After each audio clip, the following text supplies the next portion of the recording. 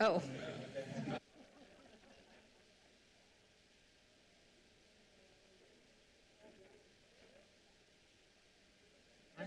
I'm fine. It's not cold.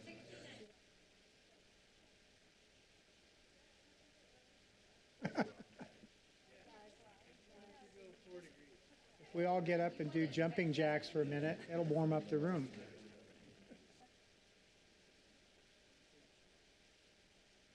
That would lower the temperature in the room.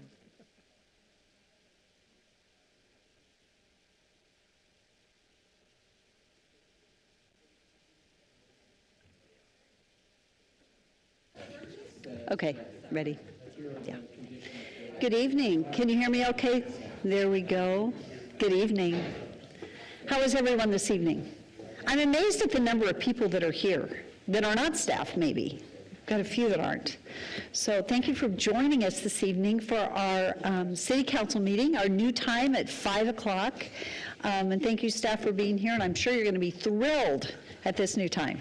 So let's get started. We do have a tradition, and I love this tradition that we open in prayer. And tonight we have the privilege of Butch Shireman actually wearing his pastoral hat. Come on in and open us in prayer. Thank you, Butch, for being here this evening. Yes, well, let's pray on this election eve. Yes. Well, precious Heavenly Father, I want to begin by saying thank you on behalf of all who are gathered here today. Thank you that we live in a nation that allows us to exercise the right to vote for our representatives and our leaders. And we pray for the election that will take place across our nation tomorrow. And above all, we pray your will be done.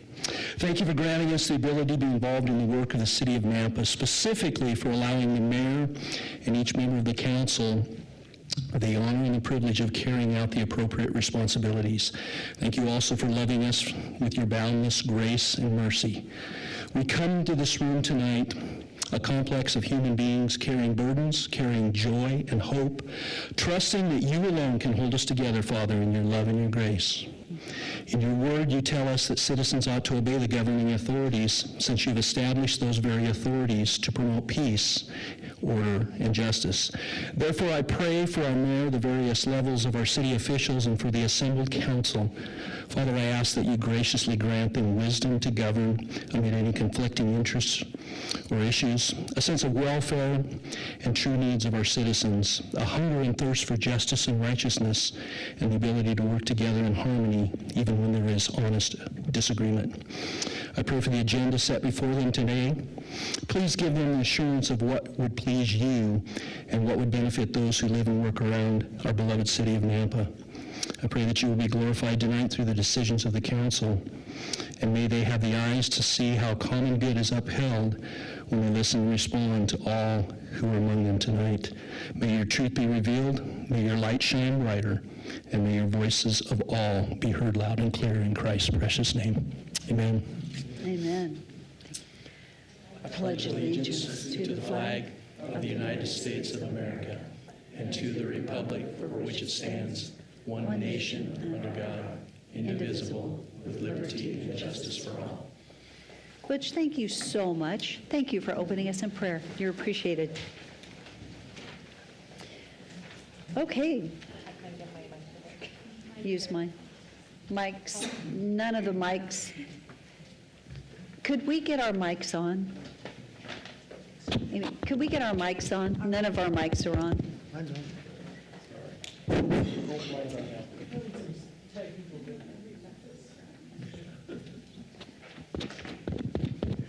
Okay, we will do roll call.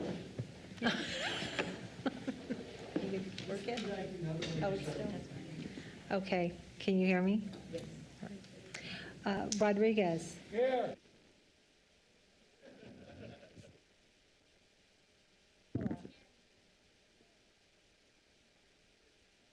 Here. Okay, this is a mic to pass down there while we're waiting. Here's a mic to pass down here. Yours is on. Mic check. Mine works. Here you go. There you go. The audio. So let's pass a copy. You guys share a mic. You've got a mic? Okay, those work, and here is an extra one here. guys are fine? Are you fine? You've got one? Okay. Here we go. With that handheld.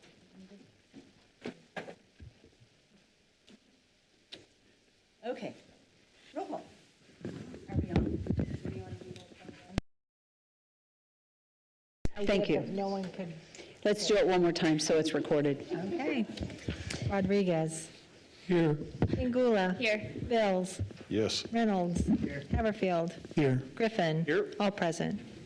Okay. So I am only aware of the continuation of one public hearing this evening, and I believe the continuation, which we will vote on and address later, is a potential on 8-3. Is that correct, Rodney? Other than that, I'm not aware of any proposed amendments to the agenda. Council, are you aware of any? Okay. Seeing none, I would stand for a motion to approve the agenda as it is stated. So moved. Second. All in favor? Aye. Any opposed? Thank you. Consent agenda. I would stand for a motion to approve the consent agenda as stated. So moved. Second. It's been moved and seconded. Is there any discussion? Seeing none, all in favor? Aye. Any opposed? Thank you.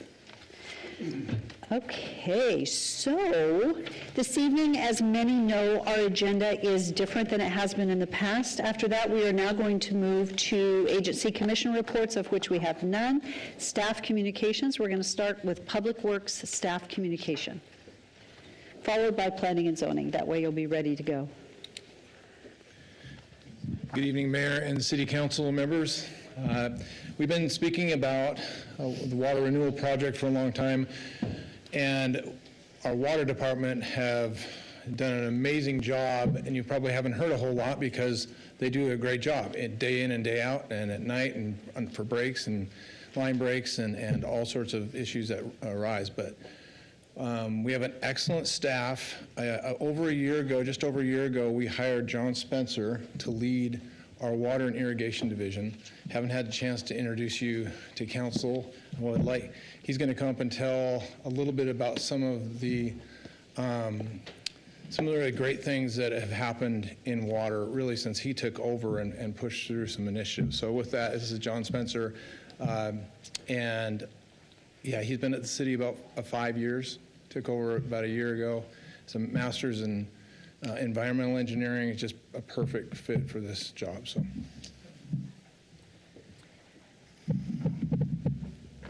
Thank you, Jeff. Mayor, City Council, it's my privilege to be here to discuss some of these accomplishments that the Water Division has had this year. First, I'd like to show a picture of our staff. We have 33 employees who manage both the domestic water and irrigation facilities. We have 115 well sites. So this year we had 3 or 4, depending on the time of year, we had 3 or 4 operators who maintained all 115 wells and pump stations.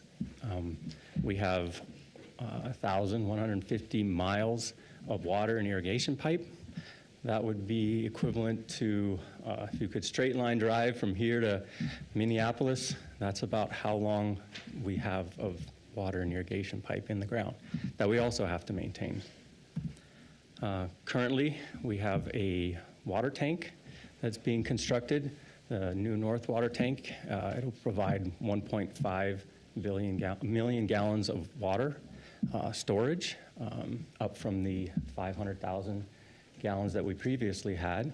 The South Tank has 2.5 million gallons of storage. So this really helps with the peak usage and potentially emergency storage. And the new tank is currently on schedule to be completed construction in May of next year. And with all that, we have the second lowest water rates in the region. So that's an interesting thing with all the infrastructure we have, still having those lowest rates, second lowest rates. This year, our staff had 2,900 customer service requests. We had 3,500 customer site visits, and that's just the operators. So the operators not only operating those 115 pump stations, but each one of them approximately 1,000 site visits while still trying to maintain that infrastructure. There were 2,960 valves that were exercised, and we had 188 emergency breaks that were repaired. We also had 346 on-call emergency call-outs. So that's after-hours staff going out to customers with emergency call-outs. So that averages one every evening for our staff. And then we've provided 2.6 billion gallons of clean water to the customers of the city of Nampa. Some of the big accomplishments that we achieved this year, the automated meters that we placed in the ground, we finalized that project. There were 5,000 meters that were placed in the ground this year. Some of them we had to do at night, so staff would be do a normal 8 hours and then come in at 9 o'clock at night and do some of the more challenging businesses and industry meters at night so we could help facilitate their needs. So that was a big lift. I've heard anywhere from $300,000 to $350,000 in cost savings by having staff perform those duties. We had a project at Belmont and Lexington subdivisions, and thank you, Mayor, for your support on this project. There were some cross-connection concerns, and our staff went out. We handled 60 customers with these cross-connection concerns. Ultimately, 50 were removed or capped. 10 remain, but those are all been tested and certified to be safe. So that was a big accomplishment for our team. Could I ask a question? Yes. The picture that was there, what is that a picture of? Is that That is a meter. a meter? The meter in the ground. I have to say, that would be a great environment to work in, but most of them are in existing meter things, and the guys have to put their arms down there, and they've got spiders in them, and they cannot spray because you can't risk that. And so you're talking, I just want to commend the team because I wouldn't want that job. Yes, this is a very pretty picture. That's a very pretty, clean, open environment, and I'm thinking, that's not what most of them are. No. Yeah, that's not what I saw. I just commend the guys for their work. Pretty amazing. Thank you. We also accomplished the lead and copper program, an EPA requirement. So we submitted our service line inventory prior to the October 16th deadline. That was a huge lift for that to be accomplished. The work's not done. The EPA requirements are significant and will continue on probably for the next 10 years at least. And then we had a very successful FY24 irrigation season. We provided 8.9 billion gallons of irrigation water. The staff is a very dedicated staff. They work very hard to provide the citizens of Nampa with clean water and irrigation water. So thank you. I just want to say John is doing an absolutely amazing job. The skill set that he brings to this is outstanding. Thank you for your work. And we do have amazing people and the work and the dedication that take pride in what they do. And I love that. It's really cool. John, thank you. Tremendous addition. I know you're already here, but you transferred in and took over this role, and you're doing a really good job at it. Thank you so much. Thank you, Mayor. Thank you. And next up, we have Crystal, the Crystal Craig. Good evening, Crystal. Good evening, Mayor, council members. I asked them to play like the Rocky theme song in the background for me, but they opted out. So They I'm a little bummed. didn't. So in the spirit of the public works directors, I guess, giving the mic over to very intelligent employees in our groups, I'm here to introduce Matt Ricks. He's our transportation engineering manager. Just like John, he's also got a master's degree, although he stayed with transportation, so it's a little cooler. That's right. He's been here with the department, or with the city, for 3 years. He wants to give an update on a project development grant that we got from Compass to do a study at the intersection of Garrity and Sugar.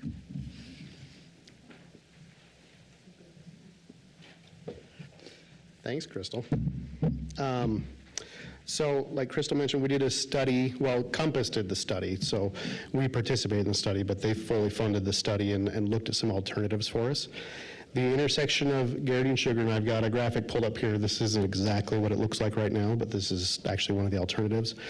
But the intersection of Garrity and Sugar is right next to a railroad overpass bridge. It is actually a very high crash location. If you've ever driven northbound on Sugar, you may have seen that it's hard to see down Garrity, down towards 16th. So part of it is because, well, mainly it's because of the railroad bridge, right? And then we have a free-running northbound right off of 16th that drivers coming up on Sugar can't see at all, right? Okay, so this study looked at several different alternatives. We narrowed it down to 3, presented those alternatives to the public through an online outreach. So I'll kind of go through a couple of the alternatives. There were 3 alternatives. The first 2 looked at doing some adjustments to the bridge. So this one I'm showing on the screen included some adjustments to the bridge and then also changing how 16th aligns up to Garrity. It removes the free running right and then widens the bridge so that we can get the sight distance that we need. The second alternative only did work on the bridge. It did not remove the free running right on 16th. And then the third alternative just looked at keeping the bridge how it is and doing some channelization changes and also removing the free running right on 16th. So each one of these also includes some pedestrian improvements that we looked at.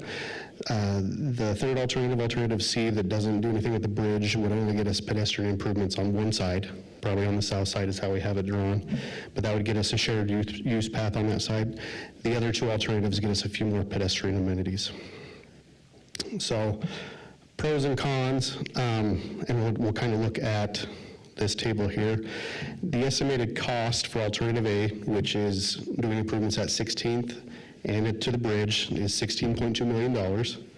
For alternative B, that only does the bridge, is $14.6 million, and then alternative C, which does work at 16th and then changes the kind of the width of some of the lanes, is $2.46 million.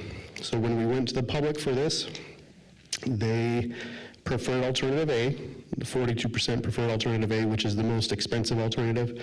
28% preferred alternative C, which was the second most popular choice. The feedback we got was generally the public anticipated we would have to widen the road at some point, so they wanted us to widen the bridge in anticipation of that. That's kind of why that one's more popular. Well, what Public Works wants to take out of this is that since that was the preferred alternative by the public, we want to see if we can pursue that idea, see if we can get funding for that. But alternative C is far cheaper, so if the funding for alternative A is not readily available, if we can't find that, then we'll pursue alternative C. There was also a common thread from the public that we could restrict a little bit of access, do some right in, right out at Sugar via some medians on Garrity.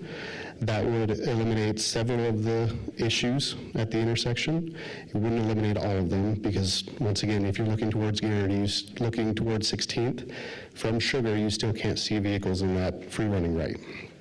But that is a quick thing we could do to eliminate quite a few of the crashes that are occurring there, and then we can pursue grant funding or other funding opportunities for the alternatives the public preferred. Could you go back to, so predominantly, this is a safety issue, we're doing this because of accidents, and your accident data is at 5 years worth? Yes. Okay, and then are they mostly coming off of, are they because of Sugar and the people coming from 16th and not being able to see? Correct. Okay. Did you look at traffic patterns off of 16th? Because have you ever, how many here have sat on 16th Avenue, that free-flowing right? If it's not free-flowing, how far back that's going to back up? I mean, candidly, I So, think it would be I awful. actually have some good data on that, because when we were doing the fiber installation, we had to close that free running right. Okay. And when it went down to a single lane, it definitely backed up. And it backed up quite a bit until we went out and tweaked the signal timing. And then it still backed up, but it didn't get around the curve. It only went back that far, and that was, so that was with only one lane. I would expect if we rebuilt that, eliminated the free running right, and had a few lanes at the intersection, a few pockets, I don't think we'd really see a difference in the operations. So could you actually have two right hand and one straight or left hand at the same time?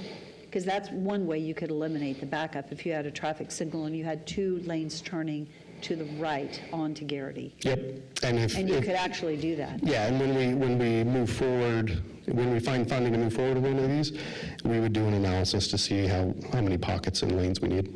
But I'm pretty confident we could accommodate the traffic. Would alternate C accomplish that? Yes. Could you do that? Alternate C would for the lower dollar amount. Yes.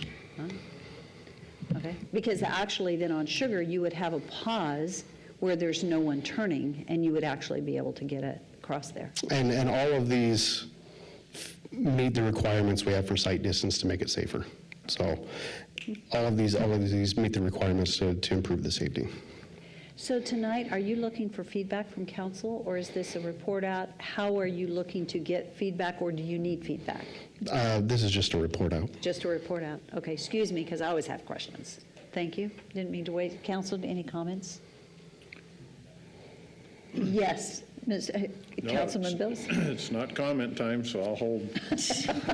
I'm never going to live that down. No comments, questions? No. Fine, okay. thank you. Okay. Okay. Thank you. Thank Great you. job, Matt. Good job. Okay.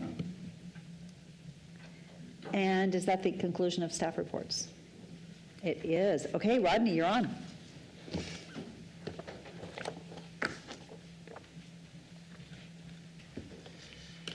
Mayor and council, for the record, Rodney Ashby, Planning and Zoning Director, and I'm just putting this up because I don't have anybody to help me.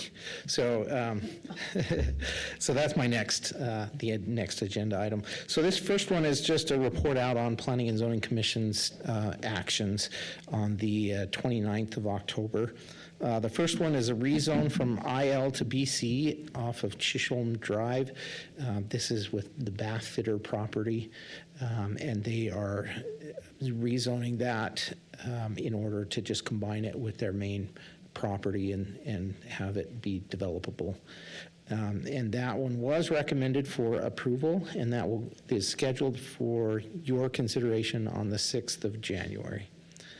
The next one is the Sun Peak Development annexation to IL, and this is just off of Happy Valley and Airport Road. It's a corner property that has an existing building on it.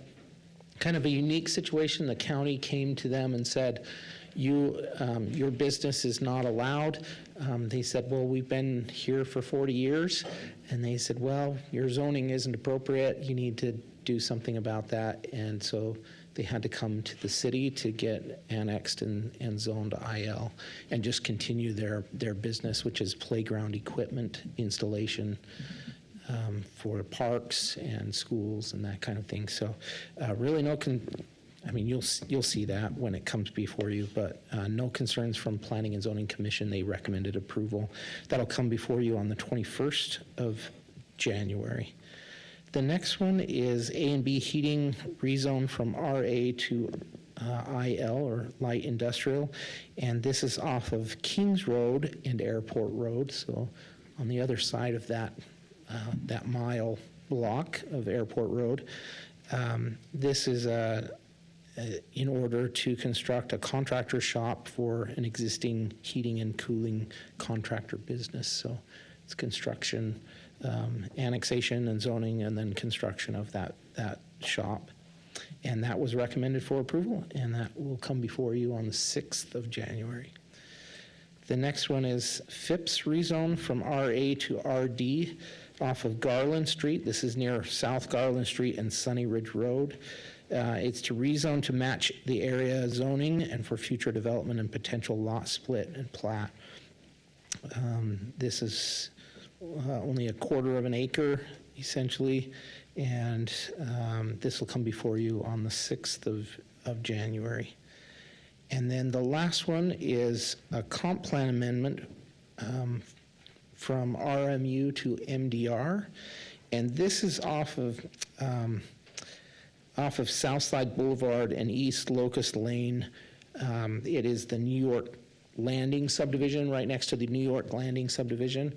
Essentially, our code for RMU requires that that they provide some commercial service as part of their development. But the location of this property is such that there's really no way to develop this as commercial, and so they're just requesting it go back to medium-density residential, and they continue to build as single-family homes. So you'll hear that one as well on the 21st of January. And that's all my reports on the commission. Rodney, thank you. Council, do you have any questions for Rodney? Thank you for that report out. Yeah. Thank you. Okay. So, are you ready for this Staff one? communication, yes. Go So for it. this one's our third quarter density report. Pretty simple report. This is from last, you can see from last quarter here, so it ends on June 30th of 2024. And I just put this in here to show you, give you a perspective of how it's changing. So this quarter, this is the report. So this is to the end of September. And then a little more detail, a little closer view of the northern section and the southern section. Again, preliminary plats are, it's hard to say exactly, but 5 years out, maybe. It really depends. And Rodney, can you share how many of those just came through? I will show you. Okay, thank you. Yeah, so this is the list of projects that we had last quarter. And if you recall, I'm just reminding you about this. We had this one from Adara subdivision that it's a master plan community. So it had 650 units that they proposed. Only 170 of those were included in the preliminary plat. So, but we have anticipation of more coming in the future. So that was last quarter. This is this quarter, and the ones highlighted in yellow are the ones that are the new ones for the quarter. So preliminary plats. I need to give you a little background here. In the past 12 months, the city approved or are still considering significantly more multifamily and single-family units through preliminary plats than we did at this point last year. At this point in 2023, 96 multifamily units were approved or being considered for approval through a preliminary plat, compared to 2024 numbers of 900 units. By this point last year, we had approved or were considering for approval 667 single-family residential units by way of a preliminary plat. This year, that number is 1,907. The 4 subdivisions highlighted in yellow are the new ones for this quarter, while the rest were approved in the previous 3 quarters. So again, this is an annual report up to third quarter. So then we go to the final plats. This is last quarter, and now this is the new final plats. You can see some of the same areas that are developing to the north, to the a little bit to the northwest, and to the southeast. Again, these are gone through the preliminary plat process years ago. Now the final plats are coming forward, and these are more likely to see construction of homes in the fairly near future.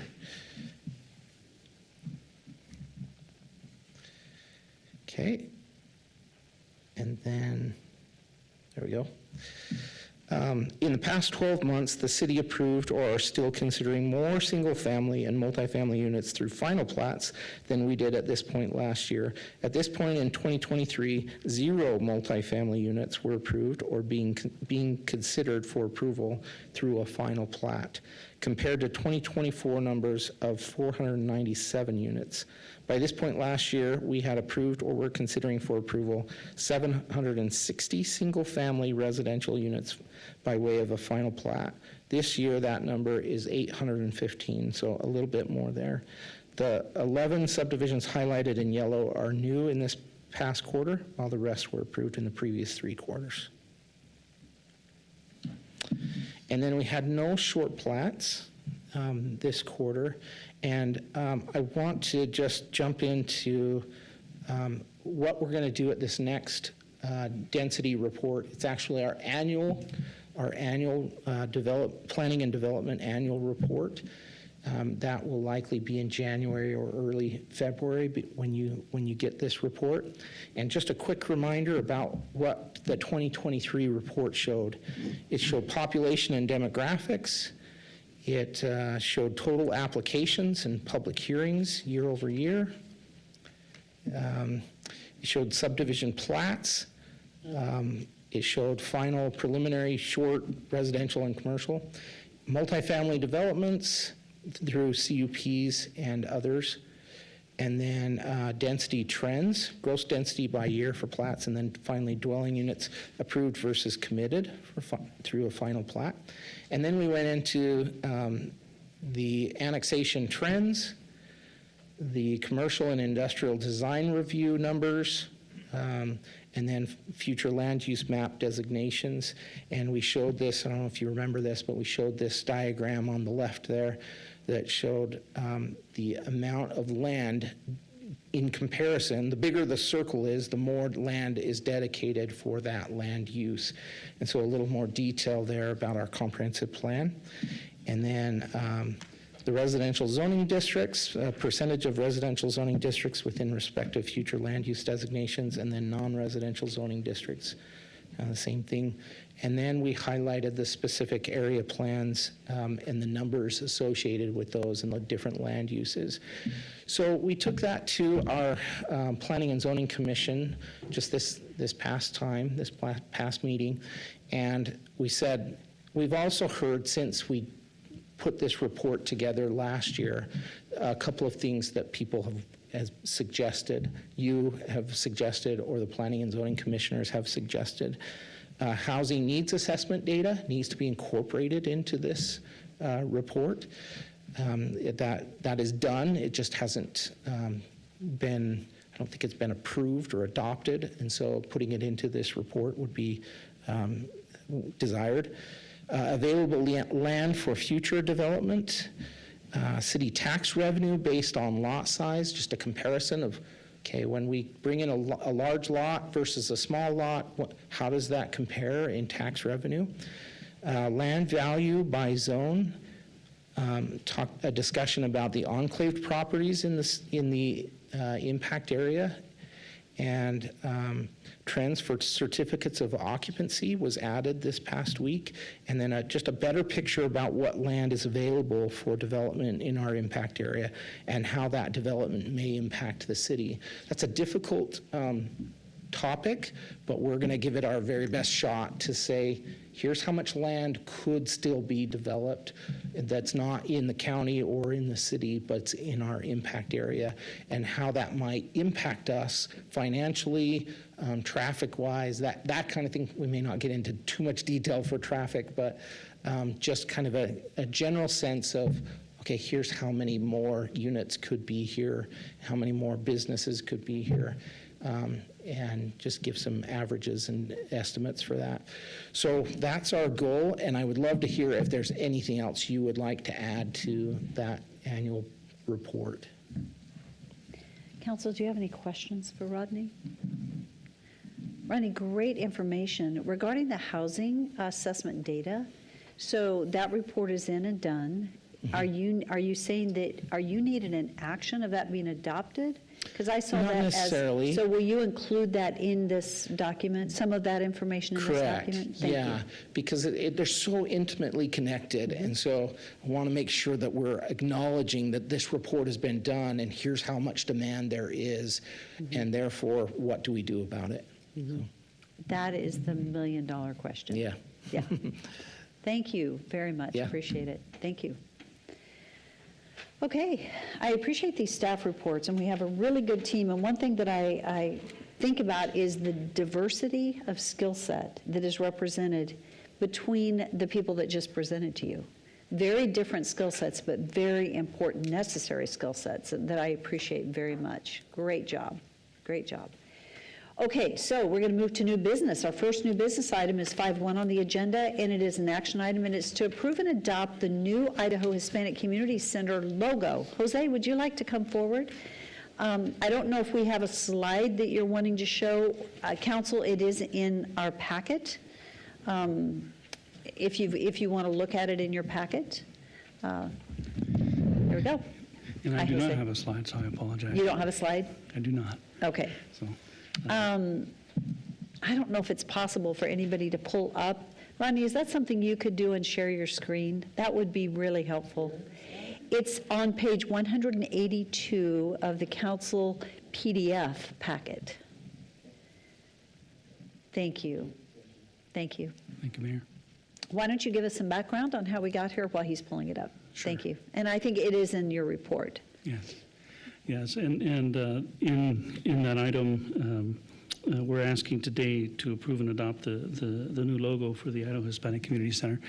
The process that was taken to get to that design is that the larger advisory group met and came up with some ideas as to what they would like to see in criteria for a logo design.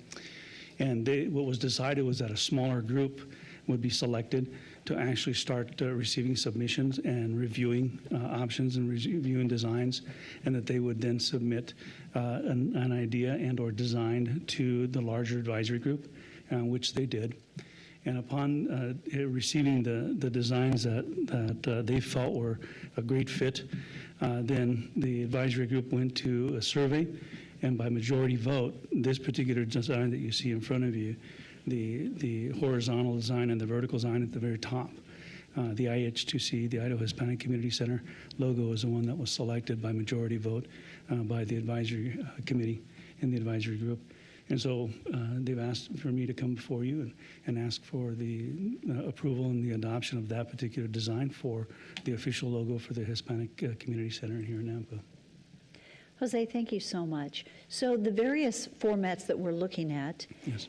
are different options of how it is utilized. It isn't that we're choosing from amongst those, but it could be reflected in any number of ways that staff will work with as you further refine. Tonight, we're looking for a general acceptance of this particular logo, which, looking at the two top logos, is really the easiest way. But it could be laid out depending on the medium that it's being displayed in. Correct. Right, could vary a little bit. So really, at that, I would stand, first of all, are there any questions from council? Yes. I was just wondering what the significance of the 6 windows are. There is no specific significance to the 6 windows, but it kind of parallels the 6 different the 6 different aspects of what we do with the actual center. In other words, the healthcare, the sustainability, the infrastructure, things that we work on within that center and promote. And so a lot of it is art and culture and history. The actual design itself of the building actually has those windows and on the front of the actual building, and so that actually reflects that as well. But it kind of parallels what our plan is moving forward. So the packet has the image with the 6 windows. What's before us has 5. Oh, So- correct. It's 5. I apologize. So will it be, I mean, that's why I was wondering what the significance was, if there was any. Yeah, there was no specific significance to the windows themselves, but it just happened to parallel exactly what we were thinking about, and how it looks like the design of the actual building itself. And so it reflects the design, but the actual H itself also goes with the Hispanic Community Center leanings. Thank you. Mayor? Yes. So just to reiterate again, this was community designs that were submitted, not a consulting firm or marketing firm or anything like that. This was from the community itself. Yeah, it was 2 artists that had actually submitted their graphic art for their designs. Both have actually, one of them has ties to the history of the building itself, and the other is actually somebody who mentored under that particular individual that submitted a different design. And so that came into play. But it was, they had asked to come out and actually do some professional artistic work for it. Thank you so much. I would like to mention, so Councilman Haverfield, I just noticed, so there are two different pages, there are a couple different pages. You've got the background summary, and There it is. then this one that reflects 6 windows, the next page reflects 5. Correct. So today's, which is a good catch, today's decision, we will not, it'll be whichever they end up with. It's generally the concept. The description indicated the 6 square windows, and Yes. that's why I question what. Yeah, what he that is. he adjusted the design on the second piece. Yeah, and then Yeah. the second piece has less. Yeah, Correct. good catch, Randy. Yes. Good I was catch. looking at it myself, and I was thinking, yeah, there is not 6. So what is the will of the council? Mayor, Yes. I just want to say, so Councilman Rodriguez and I were the council liaisons a part of this, and I just want to say they did a lot of deliberation. There were multiple logos that were brought forward, and there was a lot of conversation, a lot of voting for them to get to this point. So I trust their decision. There was a lot that went into them getting here, and aesthetically, I really love the H on the rounded part of the building. I think that looks really nice, so nice job, and they did a great job. And I like 5 windows better than 6. Mayor Klein. Thank you, yes. I disagree. This is why we're next to This is each why other. we hate each other. I don't really particularly care for that. There was another one that was, that I thought was better, but my comadre here said, let's go with this one, so I'll go with the committee and accept it. I'm not happy with it, but I'll accept it. Thank you, Councilman Rodriguez, because the committee did, Yes. eventually, they came to this They did. decision. So thank you for supporting them. You're welcome, Mayor. Thank you. Yes. Hesitantly. Yes. Mayor, I move that we approve the design as presented. I'll second. It's been moved and seconded to approve and adopt the new Idaho Hispanic Community Center logo as presented. Is there any further discussion? Roll call. Chingula. Yes. Bills. Reynolds. Yes. Haverfield. Is that with 5 or 6 windows? Which do you like better? Yeah. I think 5 is fine, but yes, so Rodriguez. Yes. Griffin. Yes. All in favor, motion carries. Jose, thank you very much. Appreciate it. Rodney, thank you for helping us out. Really appreciate that. Thank you. Okay, we're going to move on to 5.2 on the agenda. This is an action item, and it's to authorize the mayor and the public works director to sign a task order with Paragon Consulting for the Garrity Traffic and Safety Improvements Design Project in the amount of not to exceed $163,440. It is approved in the FY25 budget. So moved. Second. It's been moved and seconded. Is there any discussion? Roll call. Rodriguez. Yes. Chingula. Yes. Haverfield. yes. Griffin. Yes. Bills. Yes. Reynolds. Yes. All in favor, motion carries. 5.3 is an action item to authorize the mayor to sign the amended variance conditions acceptance agreements with Highway District Number 4 for the Midway Park roadway improvements. It was reviewed and approved by City Attorney Todd Lakey. So moved. It's been moved and seconded. Is there any discussion? Roll call. Rodriguez. Yes. Chingula. Yes. Haverfield. Yes. Griffin. Yes. Bills. Yes. Reynolds. Yes. All in favor, motion carries. 5.4 is an action item. This is to award the bid and authorize the mayor to sign a contract with Idaho Site Works for the 16th Avenue South to 19th Avenue South and 2nd Street South to 7th Street South water line replacement project in the amount of $2,369,435. It is approved in the FY25 budget. So moved. Second. It's been moved and seconded. Is there any discussion? Roll call. Rodriguez. Yes. Chingula. Yes. Haverfield. Yes. Griffin. Yes. Reynolds. Yes. Bills. Yes. All in favor, motion carries. Yes. I'm sorry, I did have a question, Oh, okay. and that's for whoever. That would be, I believe, Jeff Okay. or Daniel. Okay. So Daniel, is this final? We're not going to get a change order down the road that would, So this this doesn't have any monetary impact for the phase that is happening now. The original agreement with the Highway District does require us to do frontage improvements along Midway Park, similar to they would have to do if it were in the city. This defers that down to a later phase of the project, but does not change the fact that we will have to do that. Okay, It either just way. changes when we will have to do it. Okay, that's all I had. Thank you. So your question was back to Midway. Okay, thank you. Mayor, while Any Daniel's- further questions? Yes, while while you're Daniel's standing here. there.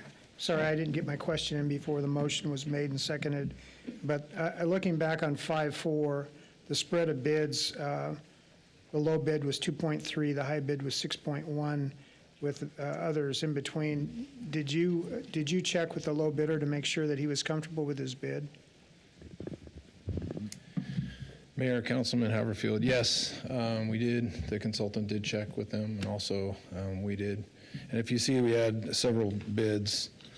The range for the bottom bids was relatively close, which was assuring. Yeah, it's just the two that were so high, and looking at who they are, that just, it gave me pause. But I'll take the low bidder, but you might be needing to ride them to make sure that they stay on target. Thank you. Thank you. Thank you.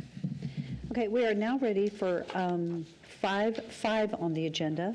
This is an action item. It's to authorize the mayor to sign a resolution implementing changes in the service rates and fees charged by the City of Nampa outlined in the City of Nampa Equivalent Dwelling Unit and Strength of Class Guide used to determine user classification for wastewater and water services, revising the restaurant category and adding an RV park category.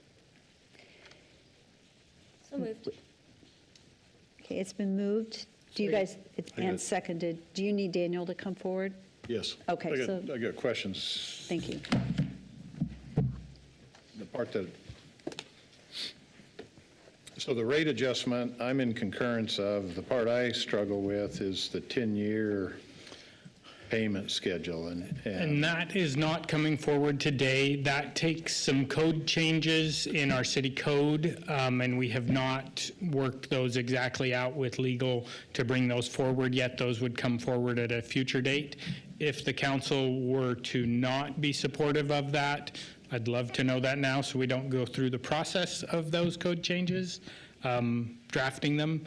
But that is not something that's entertained to do tonight. Okay, I appreciate the clarification. I would not support a 10-year payment plan. Unfortunately, restaurants, some come and go, and some are longevity. And there was Mayor and Councilman Bills, there was discussion of that at the meeting. The motion was to allow up to 10 years, not that it would have to be 10 years. And so that was part of the discussion, that yes, lots of restaurants don't last that long. The discussion also, it was, Boise has this in their code, and they secure that with a lien against the property. And so if it's a restaurant that's just in a tenant space, the property owner has to secure that with a lien against the property. And so, but if that's not something that the council is interested in, it's not something we have to pursue. Well, the only part I look at is that some way the ratepayers or property taxpayers, but likely it's the ratepayers, are participating because there's cost to that financing.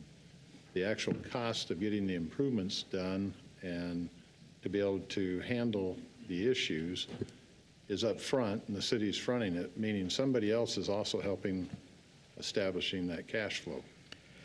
So, Mayor, Councilman Bills, this would not, any physical improvements in the ground necessary, they would still be responsible to do ahead of opening a restaurant or anything. This would just be on the connection fee side of things, that is revenue to the city that we then utilize for projects. Or staff, or all the various things that we use revenue out of the water fund for. And so I understand what you're saying. Yes, there is some potential deferment of revenue, so we would collect it over time rather than upfront. But the dollar values we are talking on restaurants likely are not super impactful. They, you know, if we had a run on restaurants, we'll probably be back talking about this again. But with the number that we get currently and that we would anticipate, the deferring of that volume of revenue likely will not have a significant impact on our ability to still fund projects and do things of that nature.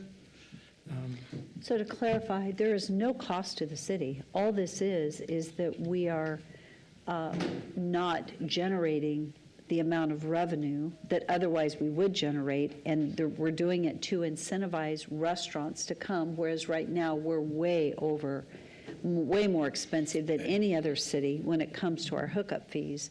So where we want to have more restaurants coming to our community, it's not cost effective for them to come. So what I think I hear you say. I think we're, Mayor, Are we talking about the same David and I are thing? talking, yeah. We're talking. Councilman Bills, sorry.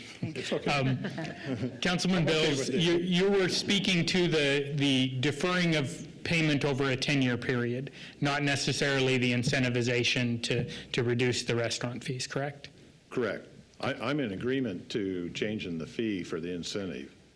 I'm just concerned about starting something that would move into other areas and be a precedent of financing over 10 years. And I understand that, you know, the fine print up to, but so that's the part. I agree with getting the rates down to help incentivize the restaurants opening and their costs to open, et cetera. It's just financing that over a period of time is, I don't agree with. And, you know, I think legal had some concerns on that also. So the question I have is that can we move forward with incentivizing, going ahead and making the decision on the rates to incentivize, but not move forward? And in this, I've got to look at our actual motion language. There was no action by the council requested on the 10-year, up to 10-year financing. Okay, so we're not approving that. No, we're not. We can come back to council on that and actually have a discussion around it. So our approval tonight is only on the rate? Correct. Okay. I read it as both were in this. I mentioned that just because that was one of the things that the Board of Appraisers did recommend, but the actual action item does not take that into account. We would have code changes that would have to come forward to facilitate that. And like I say, if we have a head shake from the council in general that they're not interested in that, that would be one less thing for Todd and myself to coordinate on, and we wouldn't bring that forward. I think that we need a discussion around it. Okay. So before we make a decision whether to come forward or not, so we will have that discussion on that. Yes. Excuse me, I do have one more question. So you see the fast foods are quite a bit less. So where does Ridgecrest and Centennial Cafe restaurants, where do they come into this? So they are existing, and they would have paid their connection fees when they opened. So unless they were expanding and adding seats, there would be no new fees associated. These are our restaurant fees currently are based on the number of seats in the restaurant. So each of these restaurants have different number of seats, and that's why as you look at, you know, our costs for them across the board, they vary based on their number of seats, and then it just looks at what the other cities in the valley, you know, have for restaurant fees. Yeah, see, that was the question I had regarding the downtown businesses, is that you already have smaller restaurants in comparison to, let's say, Red Robin or the ones that are corporate, bigger seating, bigger areas, Texas Roadhouse. So the comparison is going to be quite a bit different. So I'm not sure that I totally agree with this idea, but I'm just going to go with it for right now to give you more time to look at it, or am I wrong? So the type of restaurant, whether it's a corporate or not, doesn't necessarily matter. It really comes down to how many seats. So in this example that we were looking at, the downtown restaurant that we evaluated, it was proposing for 65 seats. The other restaurants, the restaurant number 2, Sit Down, as I recall, it had approximately 90 seats in it. I don't remember it right off the top of my head, but around that. And then the fast food restaurant, they were more down around the 40 seats. Yeah, I see that, okay. Okay, thank you. Mayor, question. Actually, 2 questions. Is this a citywide resolution that we're talking about? Mayor, Councilman Haverfield, yes, this would apply citywide for any restaurant coming into the city. And the Napa Development Corporation is already providing incentives for downtown. So I guess they would get the benefit if they want to be in downtown of not only this resolution being in place, but the potential for incentives by the Napa Development Corporation for the whatever is left of that lifetime. Correct. Okay. Second question, is this retroactive to any current restaurants? Mayor, Councilman Haverfield, no, this would be going forward from the adoption of this resolution. This would be going forward on applications. It would not be retroactive. So are there any restaurants in the queue right now for consideration? There are. Would they qualify then? So if they have not already pulled their building permit, and if you wanted to include in your motion to apply this to any permits that have not been issued and fees paid on, we could do that. I would guess that we would need some different language in the resolution to reflect that. I would defer to our attorney to say, from a practical standpoint, if that's the direction, we can do that from a staff level, but would we need an amendment to the resolution to do that? I don't. I think that clarification would be important to be provided. So, Madam Mayor and council members and Daniel, the ordinance doesn't become effective until publication. And the resolution, not publication, then by adoption by the city council, since it's a resolution. The standard is that the law that is in place at the time of the application is what governs. So are we talking about applications that have already been submitted but not yet approved? Yes, I believe that's what Councilman Haverfield was alluding to. I guess it would require some additional language to clarify that, I guess, that you're willing to extend this to those that have not yet been approved. So I guess the question would be if someone wanted to wait until this was ratified before they pulled the permit to be able to gain that retroactive rate. Otherwise, if the timing is an issue and they need to move forward, moving forward knowing that they're not going to be granted these new rates. And Mayor, Councilman Haverfield, currently it goes based on the application date. Mm-hmm. So if they have already applied, they would be assessed the previous fees.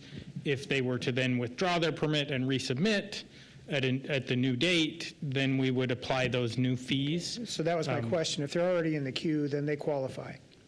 No, if they are already in the queue, They don't qualify. they do not qualify. Unless if they have not paid their fees, I think I understand that we could adjust the language of this resolution, which we could authorize Todd to do via a motion to allow those that have applied but have not yet been approved and paid their fees to qualify for this new incentive.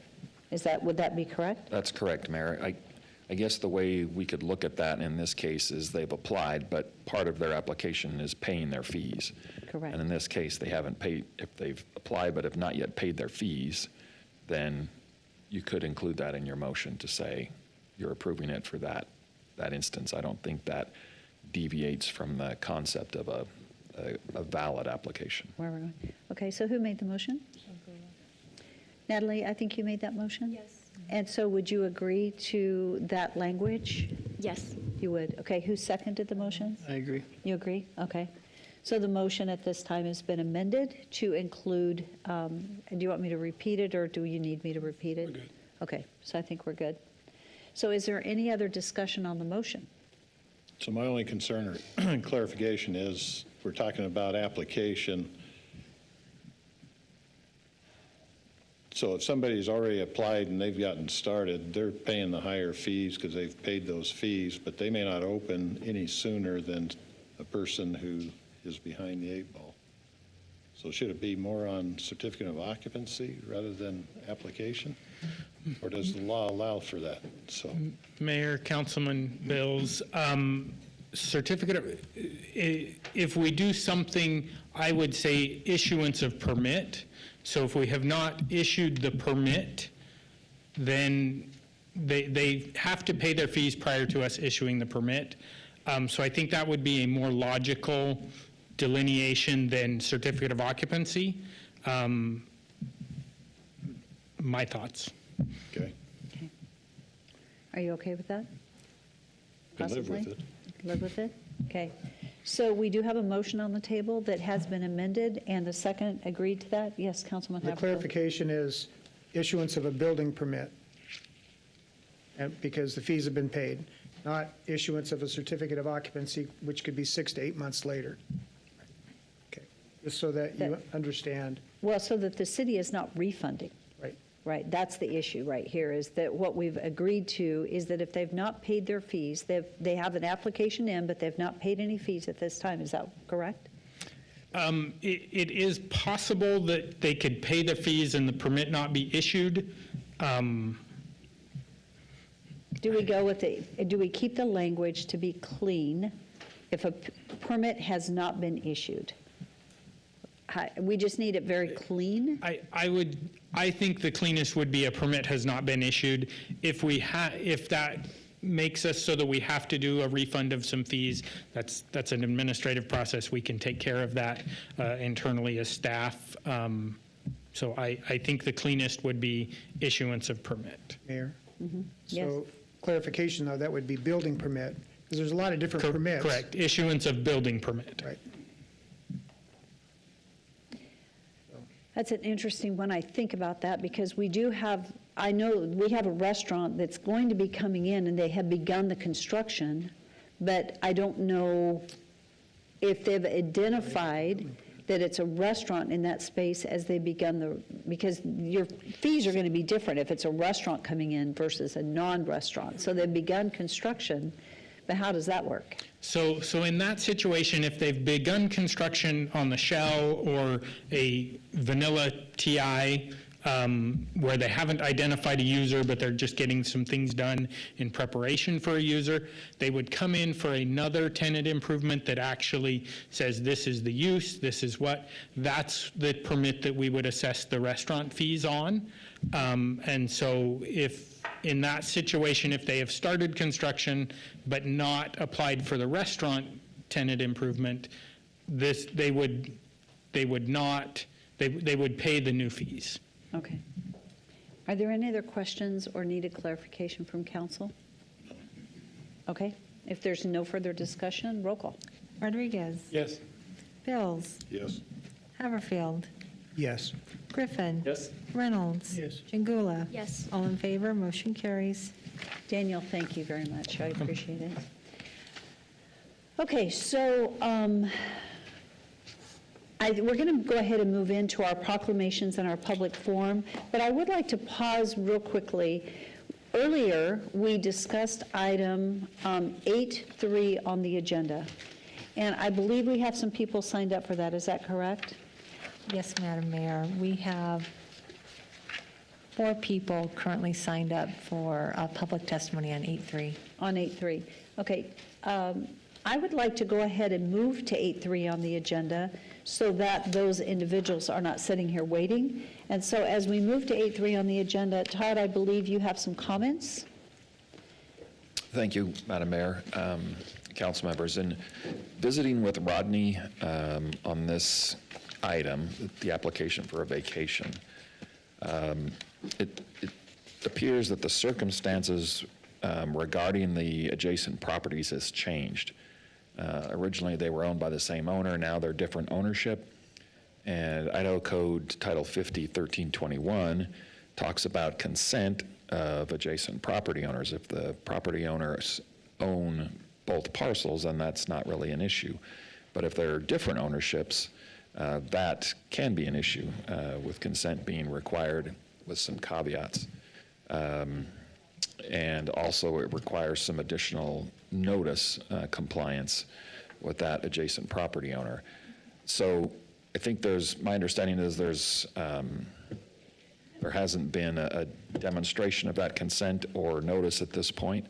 And the appropriate action seems to be to continue this to a date certain to see if the applicant can resolve those issues. I have a question. Do we need this communication to be done in Spanish this evening? Rodney, do you believe, and Todd, are you able to do so? Is that going to put you on the spot? Well, Victor might be better than myself I and can. Mr. Griffin and Todd, we can go through it probably. Even though- I know I'm putting you on the spot, but I just want to make sure that this is clearly understood and that it's provided. Is that necessary? Well, I need- Mayor, hold on. Nomás quiero saber que si hablan inglés o no. Pero si hablas inglés? Is there something to read? Okay. Okay. Yeah, I just asked if they spoke English. They said it's probably better in Spanish. Very few, but Okay, so Todd, tell me about because it would be very difficult for a non-legal to do this, and I just want to make sure that we can, I mean, maybe you can get it if you speak, and then you speak, Well, and then we go back. Mayor, we have Jose here. Well, and Todd, Jose de Leon. Well, he can be the interpreter Is- for Mr. Hernandez. can you be that interpreter? Okay, let's do that, just out of courtesy. And Okay, Victor and I so- can listen and make sure. Okay, so Jose, if you'll come forward, if you'll please use this microphone, what you're going to do is repeat what Todd says. And Todd's going to listen to your interpretation, make sure it's right, because he can do that. And then we'll move to the next. So it'll be short pieces. Thank you, May I Todd. explain? Yeah, may you explain, yes. En español solamente lo que voy a estar haciendo, repitiendo esta información en español, según lo que es legal. Thank you. Okay, Okay. So it's my understanding that when the application was submitted, the landowner owned 2 adjacent parcels. Tiene el entendimiento en este momento que la persona que era dueña de la propiedad era dueña de los 2 parcelas. okay. And there won't be any opportunity for coming back, because this is not a public, this is just a communication from this side. That currently, Al momento, the 2 parcels are owned by different property owners.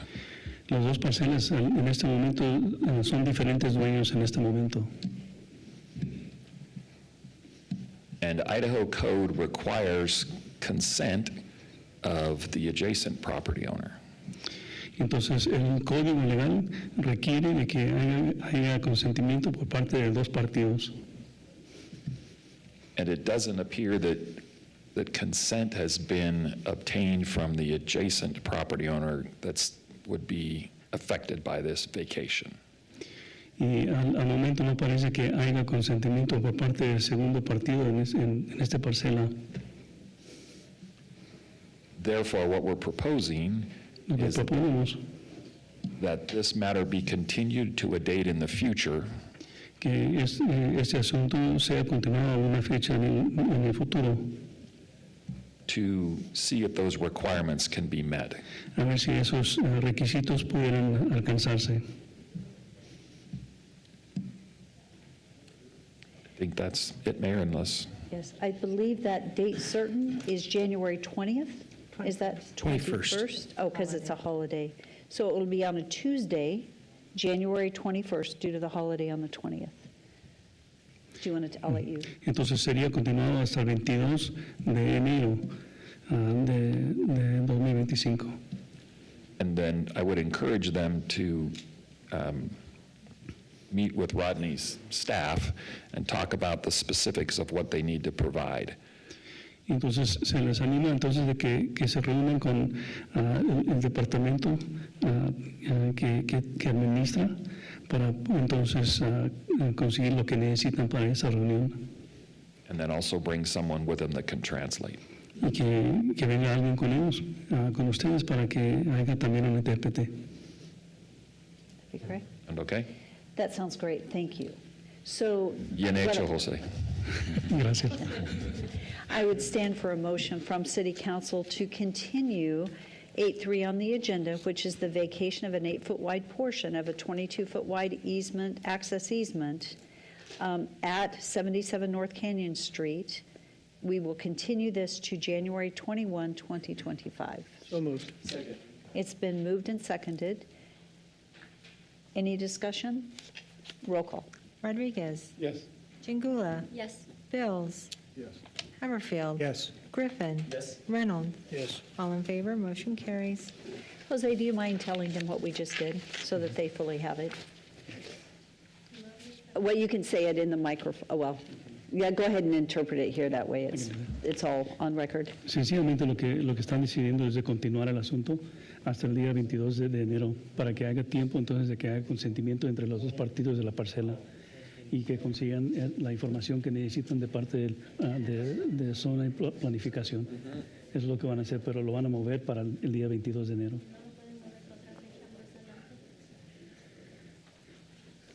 There is a consideration in moving the date to a further date beyond January 22nd. A further date beyond January? That 21st. is a question. Rodney, the question was, would we consider amending our motion on our roll call to a date further out than that date? Absolutely. Is there, okay, we could continue it again on that date, or we can have another motion to override. Would that be correct, Todd?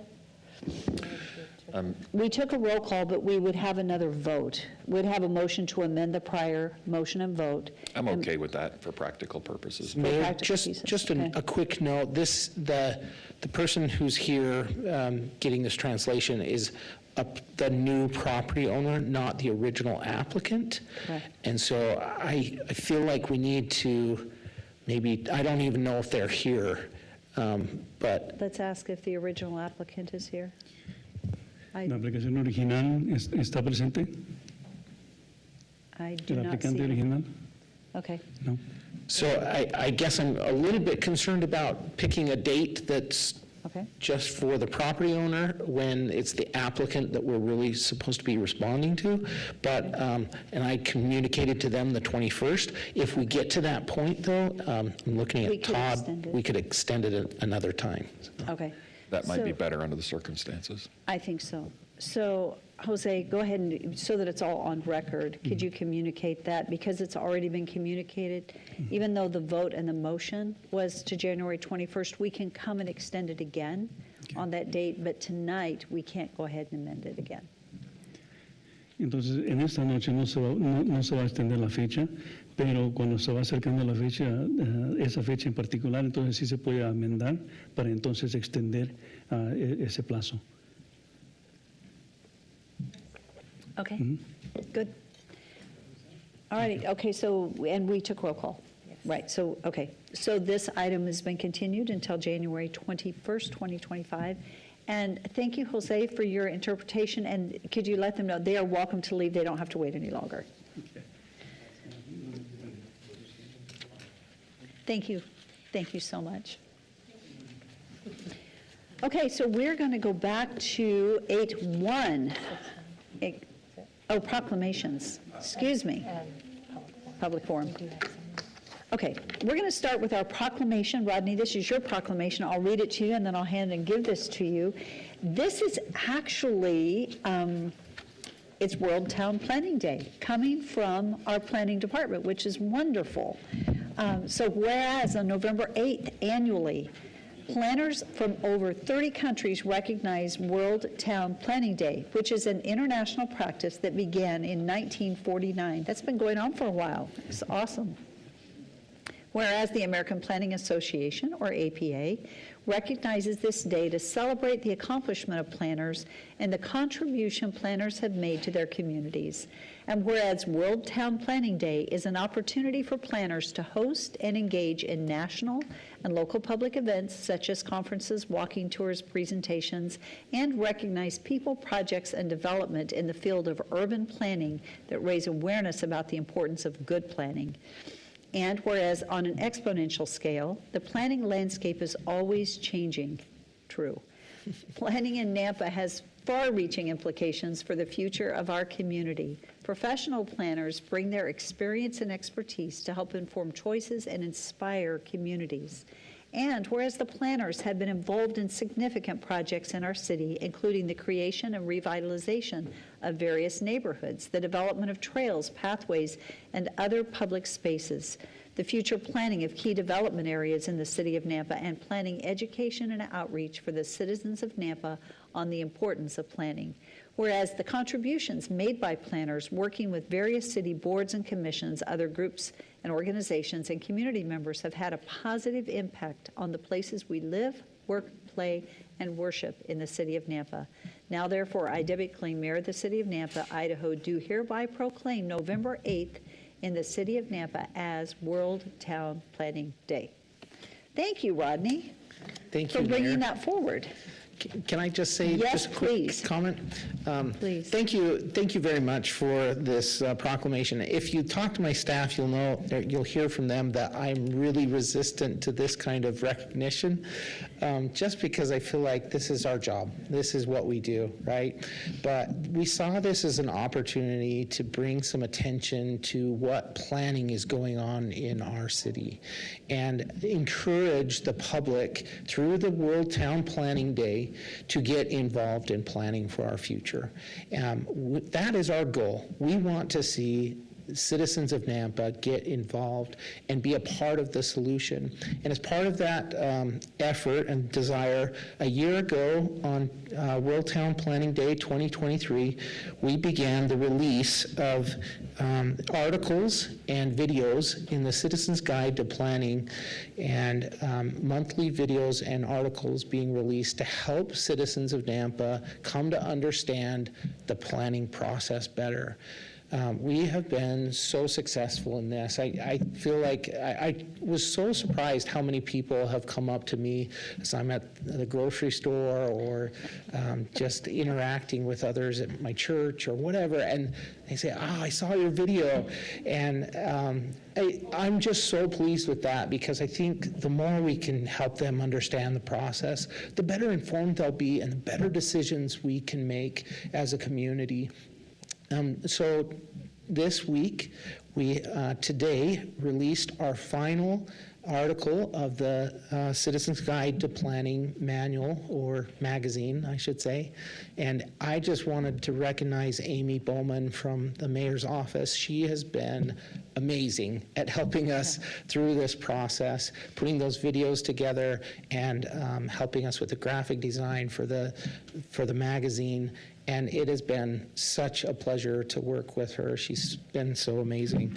And then last of all, just want to encourage people to go to our website where they can find the entire magazine on our website. And then also the last video will be released this week. So thank you, Mayor and Council. Appreciate that very much. Awesome. I think we need a picture, Rodney. Good job. I wish, Amy, you'd be in the picture. You know, I have to say, this She is needs to be in the all of it. Yes. Can you have somebody else take the picture? Oh, no. Yeah, yeah. No, it's not okay. We need to say thank you to you. Rodney and his team did all the work. Sure should be in it. Yeah, sure she was. Yes. Sorry, thank you. I'm going to say that. Yeah. You should be in the picture, Amy. Okay, I want to take another one. Amy, you come up here. Could somebody, Jennifer, would you use Amy's photo? Thank you, Jennifer. Thank you. It's all other duties as assigned, right? And Amy, you hold this. There you go. Yeah. Thank you. Thank you so much. I am so proud of our team, and I tell you what, Council, this is another place where we didn't outsource it. Amy did it. She captured the video, edited the video, created everything, and Rodney and his expertise. And you know what? Education is so important, and so great job, Rodney, because that's a lot of work, right? And my team. Right, and your team, I agree, but really great work. And you know what? I'm excited. This coming on the 7th is Thursday, right? I think it is, yes. We've got South Junior, well, it's not, I don't think it's just South. It's the middle schools and the Fusion program coming here to City Hall, about 80 kids. 6th, 7th, and 8th graders. This is where my staff, when I say, yes, we want to help kids. So, but they get to do it. They're coming here, and Rodney's going to be part of the Fusion program is planning a future city. And part of that is planning and zoning. And so we're going to have some of our public works department, we're going to have planning and zoning, and we're going to help the kids better understand what it is to build a future city. So that's kind of fun. So thank you for your willingness to step up. Thank you. Okay, so now is the time we step into our public forum. Do we have anyone signed up to speak this evening? Madam Mayor, we do. We have Rob Swanson. Hi, Rob. So we have 3 minutes. Go ahead and give us your name and address. I think you've done this before. What would you like to talk about? Yes, I'm Rob Swanson. My address is 11518 West Pram here in Napa. Thank you for this opportunity to speak before the City Council. I want to share my experience with and frustration with TDS Fiber. I believe most of you are aware that TDS Fiber is a new internet service provider here in Napa. Our story began in December of 2023 when TDS hired a subcontractor to install their fiber lines in our entire subdivision, approximately 275 homes. This involved trenching on everyone's property, approximately 10 feet from the street. In April 2024, when our irrigation water was turned back on, we discovered that our irrigation system was not functioning properly.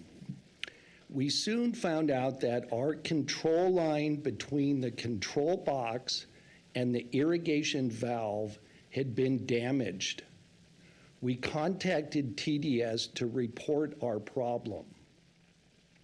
On May 1st, the subcontractor came out and tried to identify where the problem was and to fix it. The next day, we received a call from TDS explaining that the subcontractor was unable to find or fix the problem.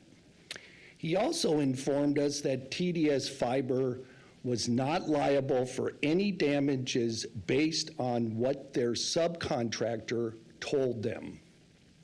We disagreed with their assessment and explained that their subcontractor was the only person digging and trenching in our front yard since the water was shut off in September 2023. We finally chose to fix our irrigation system ourselves at a cost of $226. We submitted our bill directly to TDS for reimbursement.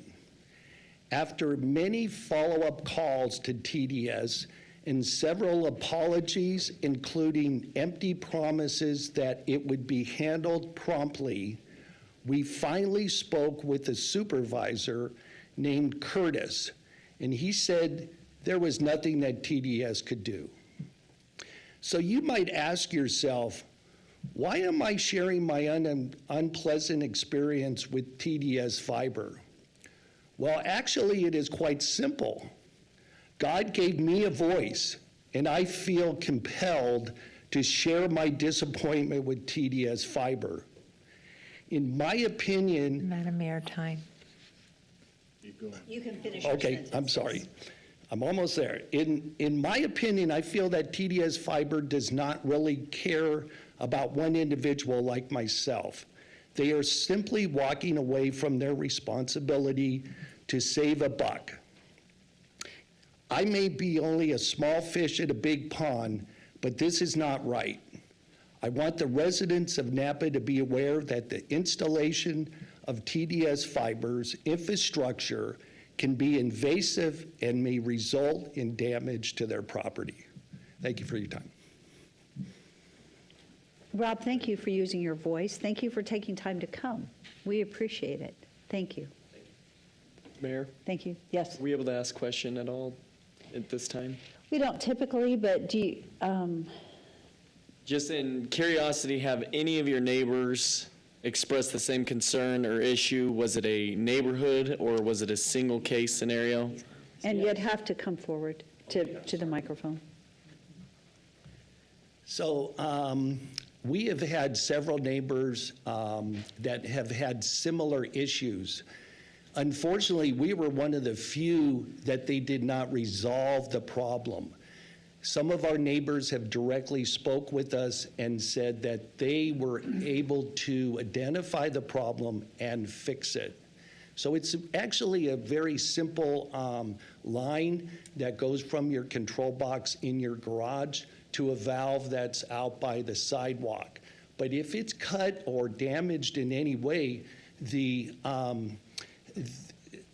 communication from the box to the valve doesn't work. So we ended up having to put a remote battery-operated control box on the valve, and we didn't need to tear up our whole front yard to identify where the break was. Thank you so much. Thank you. Daniel, I don't know, Caleb was the one handling these situations. I think it'd just be good to communicate with TDS. Thank you very much. I appreciate it. Thank you. Thank you. Madam Mayor, we do not have any other advance signups. Is there anyone? Yes. Thank you. I think you know the routine. Thank you. Share your name and address. It's Margie Potter, 1811 North Cobble Way in Nampa. And I just wanted to let you know that I chair the Region 3 Housing Coalition here in Idaho, which encompasses 9 counties, which are Adams, Boise, Canyon, Elmore, Gem, Oahe, Payette Valley, and Washington counties. And of course, the biggest of them being Canyon County. The Region 3 Housing Coalition is a public-private partnership that works to end homelessness in the same counties, and it's called the Continuum of Care, and its goal is to make homelessness rare, brief, and only happen once. We recently were awarded a grant through the Department of Education, and which allowed us to have a housing conference, which was bridging support from schools to families with the McKinney-Vento program. I don't know if all of you are familiar with that. There's a lot of unhoused youth. And how to help with being like liaisons, school housing support, personnel, community school coordinators, counselors, social workers. We had it on October 25th. We had about 90 people attend at College Church, and we had lunch. It was an all-day event, and I promise you, Rodney did not pay me to say this, but the whole reason I came up here is to tell you that Rodney Ashby attended the conference, and it was amazing. He attended all the breakout workshops, and the whole point was for everybody to get together and make sure, I don't know if the access point, if you know what that is, it's like a one-stop shop. It's so all the educators and agencies can send some people to one point and get them on this queue so that they can get, they can get an assessment to be able to get the help that they need or steer them in the right direction that they need to go. It helps with evictions. the shelter system, supportive services, housing programs, fair housing, legal aid, all that kind of stuff.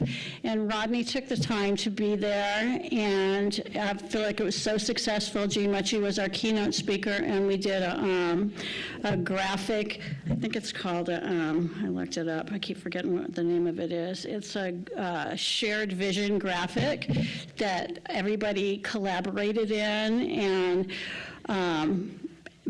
is it Bobby, is it Dayton? Is that who did that?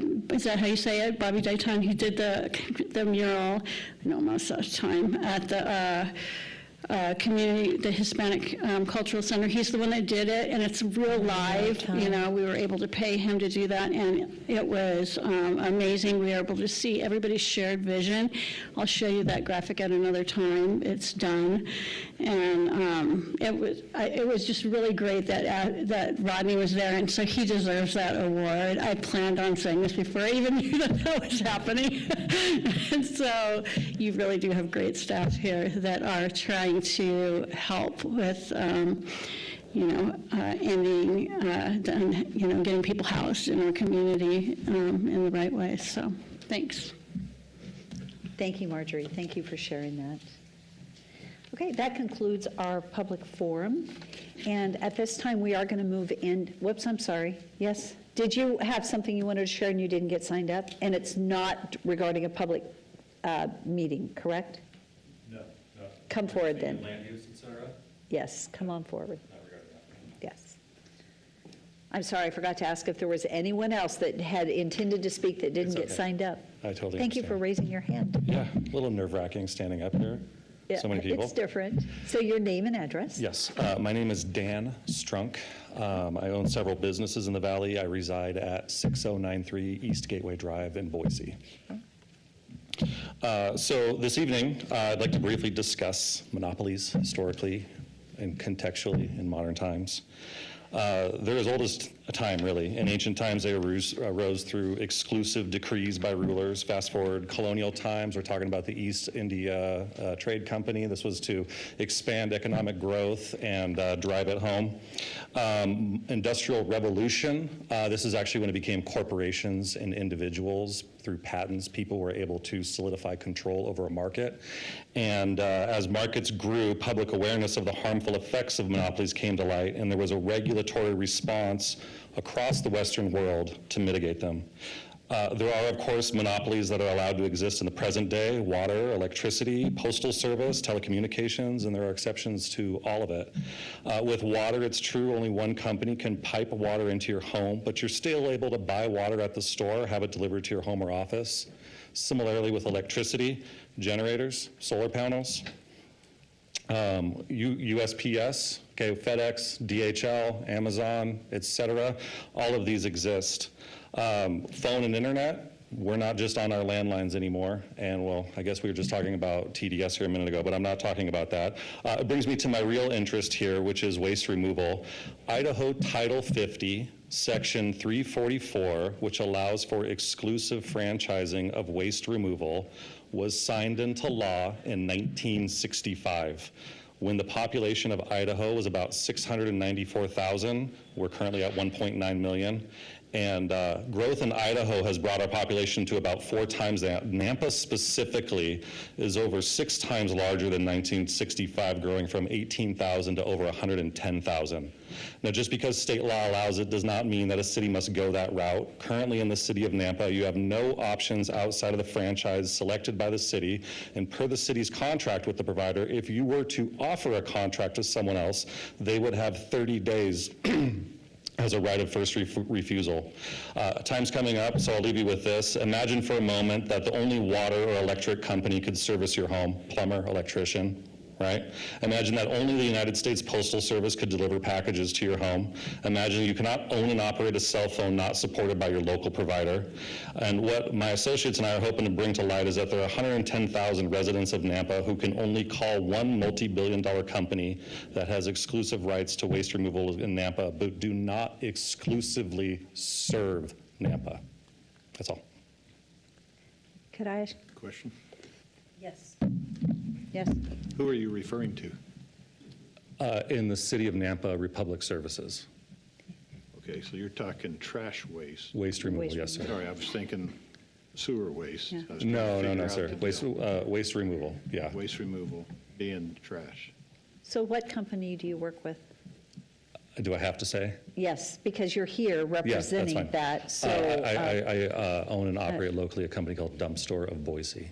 Dump store, because I know typically it's Nampa citizens, and since you're from Boise, Yeah, and yeah, you're so talking about the that. Treasure so- Valley really bleeds into itself. There's a kind of, I know there are technically boundaries, but we're all really Treasure Valley citizens. Yes, And I will be at other council meetings, of course. thank you. Thank you very much. Yep, Thank you. thank for you. coming. Uh-huh. Is there anyone else I missed that had intended to testify on a different matter? Are you, on a different matter, are you from Nampa? Yes. You are? Okay, go ahead and come forward. We have time for one more. We actually don't have time, but we will do one more. So- Yes. So go ahead and share your name and address. My name is Martin Lira, and I live in 423 Fletcher Drive in Nampa. Good evening. Following my associate, who is also my competitor, I run Chuck It Bucket Dumpster Rentals here in Nampa, in Treasure Valley. I don't believe in monopolies either. The specific issue I would like to address this evening is demand for ad hoc waste removal for construction, demolition, and remodeling projects. As our community expands, the demand for timely and efficient waste management services in these areas is increasing. However, relying on one single company to handle this specific type of waste removal cannot be sustained, and here's why. First, let's consider the unique challenges that ad hoc waste removal, unlike regular curbside pickup construction, I'm sorry. Unlike regular curbside pickup, construction and demolition projects generate a significant amount of diverse waste materials, including concrete, metal, wood, just to name a few. A single waste removal company may struggle to keep pace with the fluctuating demands of multiple projects occurring at the same time. For instance, if a contractor needs a roll-off dumpster for a remodeling job and contracts the only provider in town, they might find that it takes several days before they can get a dumpster on their project. It costs the owners money, it costs the company money, it costs everyone money and time. Delays like this just keep pushing out the projects. Moreover, having only one provider limits flexibility. Each project comes with its own timeline and specific waste management needs, and that single company is tied up with large construction sites and may not be able to accommodate the smaller jobs for the citizens of Nampa.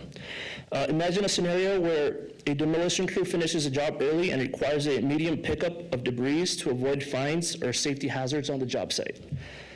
With only one option available, they might face significant delays, which would hold up the next phase of their work and disrupt the entire project schedule. Additionally, the service needs of large projects can create issues. Consider a contractor who requires multiple services a day. If there's only one company available, they're limited on this resource. In contrast, if multiple providers are available, they can coordinate to meet these needs more efficiently, ensuring that projects proceed smoothly without unnecessary holdups.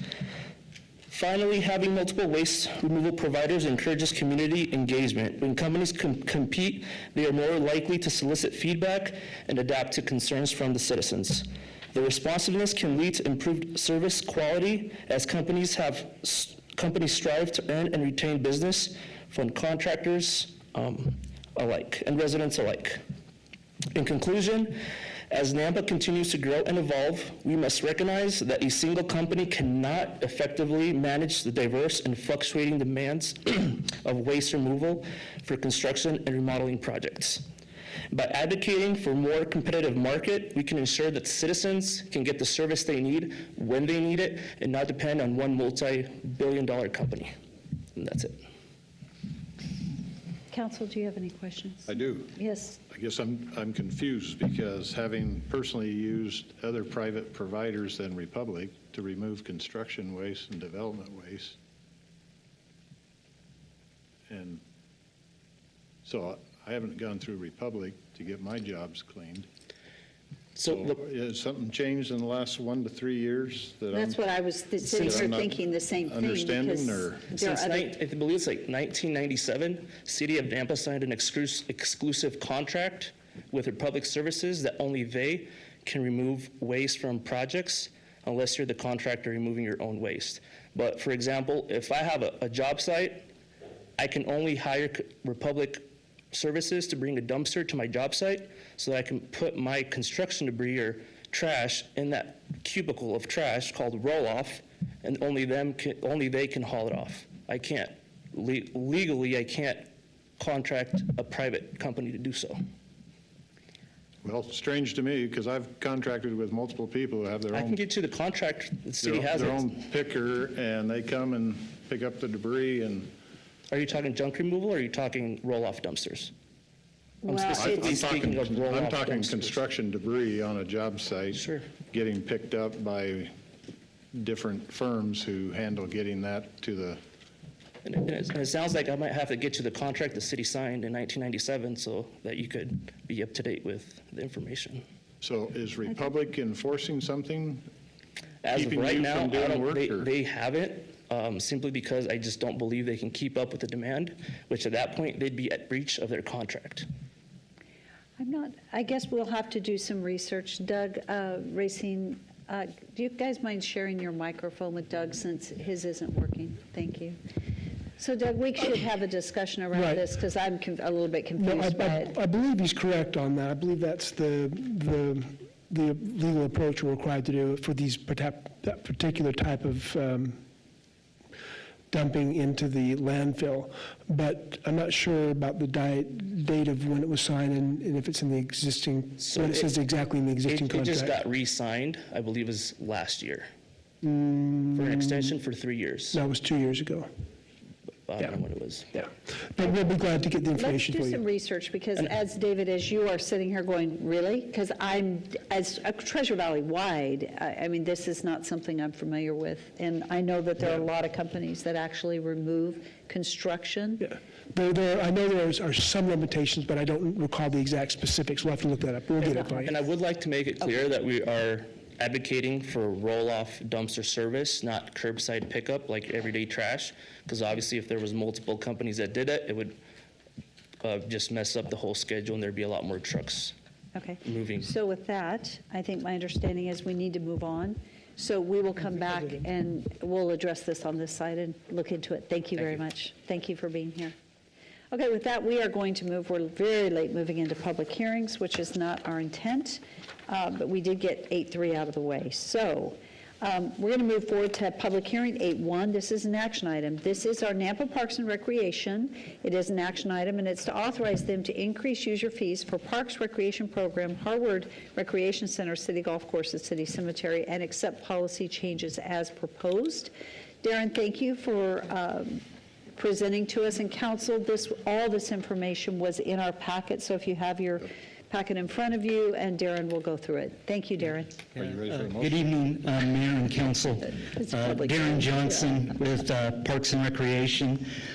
Generally, how we present the fees, just because there's so many, we just try to highlight some of the activity. Mostly, we're changing fees that we're seeing an increase in the expenses. And so we understand this is a public hearing. Jennifer is going to hit on a few highlights, and then we'll come back and answer any questions that you may have. Hi, Mayor, City Council members, thank you for allowing me to come and present today. I'm Jennifer Ayala, and I'm here to talk about the fees for Nampa Parks and Recreation. So in your packet, you'll see a list of fees, all the fees for Nampa Parks and Recreation. Each year, our staff reviews the fees for their area and makes a proposal for fee increases. Our managers are here tonight to answer any questions you may have about fees that have been proposed. Additionally, for the golf fees, the Golf Commission has reviewed the proposed fees and supports the fees as presented tonight. All fees have been included, although not all fees are proposed for an increase. You can see on the spreadsheet, and I've shared the spreadsheet, there is a column that states the percentage increase. When that column is empty, that means that we are not proposing an increase for this year, so you'll see that on this page. We've also included the effective dates. Some fees will be implemented at different times throughout the year, depending on advertising or timing of the event. We've also included at the end of your packet the fee comparisons for the rec center, golf courses, and cemetery. Our staff do research to determine the market rate for the services that we offer and make sure that we are still within that market rate. Some of the reasons that we propose a fee increase are to meet our financial obligations while remaining self-supporting. The rec center and the golf courses are self-supporting. In some cases, instructors that we work with request a fee increase, or we have staffing employee costs that increase. We also look to the future, and we make sure that we're able to fund upcoming capital projects. For example, Centennial Golf Course specifically has a significant upcoming capital project replacing the irrigation system. We need to plan ahead and have the money to fund this project. So that's one reason that we do need to increase fees at this time. Additionally, the golf courses have a land payment of about $300,000 annually that we have to cover through user fees. Also, we've included in your packet our policies for the recreation center, golf courses, and the cemetery. We like to bring the policies for you to review. This year, the only proposed change is at the golf course. The Ridgecrest We9 course will begin taking tee times in January 2025. Historically, this course has always been walk-on. However, due to the increase in play, we will start taking tee times with the goal to improve the pace of play and improve the golfer's overall experience at the course. I know there is a public hearing tonight, and there may be people here to speak about the fees, but do you have any questions for me before we go on to others? Yeah. Thank you, Jennifer. Yes, Councilman Haverfeld? Just a quick question on lifetime memberships. Yeah. Is that going forward? Moving forward, yes. Okay, so it's already locked in for those that have lifetime? Correct, yeah. Okay, thank Better you. get yours soon. Thought I had one. Mayor, Yes. for a comment and then a motion. Well, we have a public hearing, so we can't. I apologize. I'm still in the new business. Sorry. Thank you. Yeah, we do have a public hearing, and we have some people signed up. So are there other questions for Jennifer before we move into the public hearing? I do really appreciate your call out. Sometimes you have increases, and some of them, and so it's really easy in the columns to see that some of them are contractor prices that have gone up, archery, like it was the archery fee. The other thing that I noticed too is sometimes the percentage of increase, sometimes just glancing, and you can't reference all of them, but sometimes you see a 20% increase, but that's $2. Yeah. Right, but it's this, because it's a low dollar. So I just want to make comment to that when we go through that list, that you need to really look at it as to the why and some of those percentages and what those dollars actually equate to. So Thank you, Mayor. You're welcome. Any questions for Jennifer before we move to public hearing? Okay, thank you so much. So this is a public hearing, and Madam Mayor, we do have some people signed up. Our first speaker is Veldon Ragsdale. so as we step into a public hearing, I just want to say that you will come forward. Please state your name and your address before you get started. Go ahead and go. You want to yield your time? Yes, you may. Okay, so you were Veldon. Veldon, you're yielding your time to Randy Allridge. So then Randy will have 6 minutes. So Randy, as you come forward, because you're the next person signed up. Come on down. Randy, you get to give your name again, your address, and then you'll have 6 minutes. And let's move that mic, make sure that mic is up just to here. There you go, thank you. Okay. Randy Aldridge, Nampa, Idaho.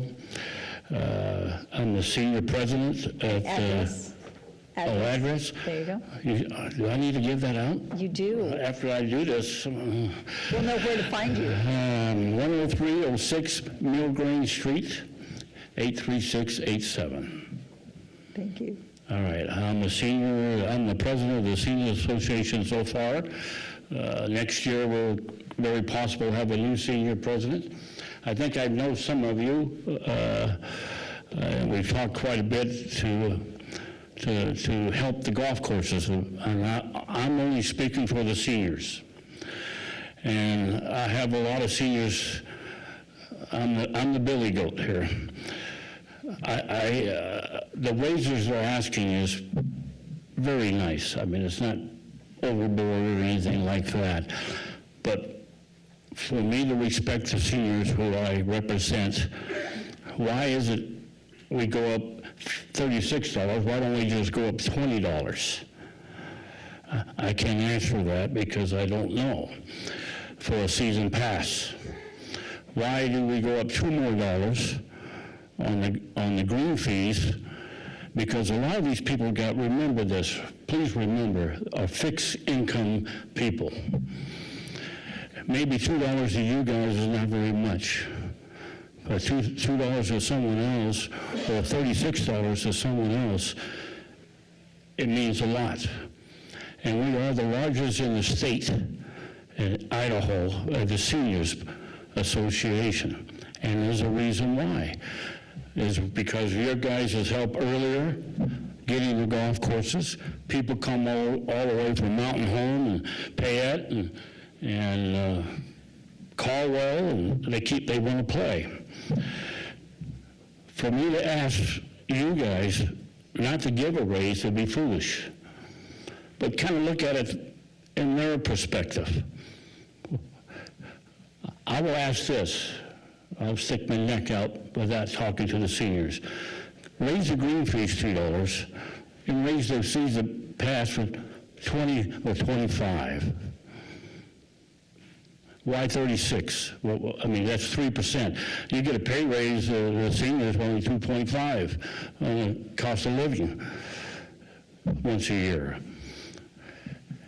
And I want to say something else too I can't speak for Ridgecrest, but I will speak very highly of Centennial. The program we got at Centennial with Darren and Tony and the ladies who work behind the pro shop, they are the best. They make you feel welcome when you come in and when you leave. They take care of everybody who walks through that door, and you better, when you ever go out there, you please tell them thank you, because we do every day. Because they represent the city of Napa too, just like you guys do, and they do a fantastic job. I've been working with Tony, and I've been working with Darren, and we have every 6 months, is that right, Darren? We have a meeting? Maybe more than that. Okay. Does that bother you? No, glad to meet with you. We work together to work our problems out. We've had a few problems come up, and they have contacted me, and we take care of them. Like that, and like I said again, the association is really well. Is anything else? Oh yes, I'll tell you something. Something else you members need to understand. We got lawnmowers at Centennial that are so old. They're constantly breaking down. Now, if you make these raises of these things, and didn't we make a profit this year? My question is to you, though, do we have to pay the loan off so fast? Or can we just save that money and buy equipment or buy something or do something instead of going so fast, buying everything, what's cost, and can we buy things what we really need and put the money away and let it grow in interest, and then when we get enough, we just pay the loan off? Is that possible? I'm asking you, is that possible? Well, we typically don't, from a public testimony, have council answer, but you can leave that question there, and we can come back and let staff address it after the public hearing. Okay. So, and as a senior, I got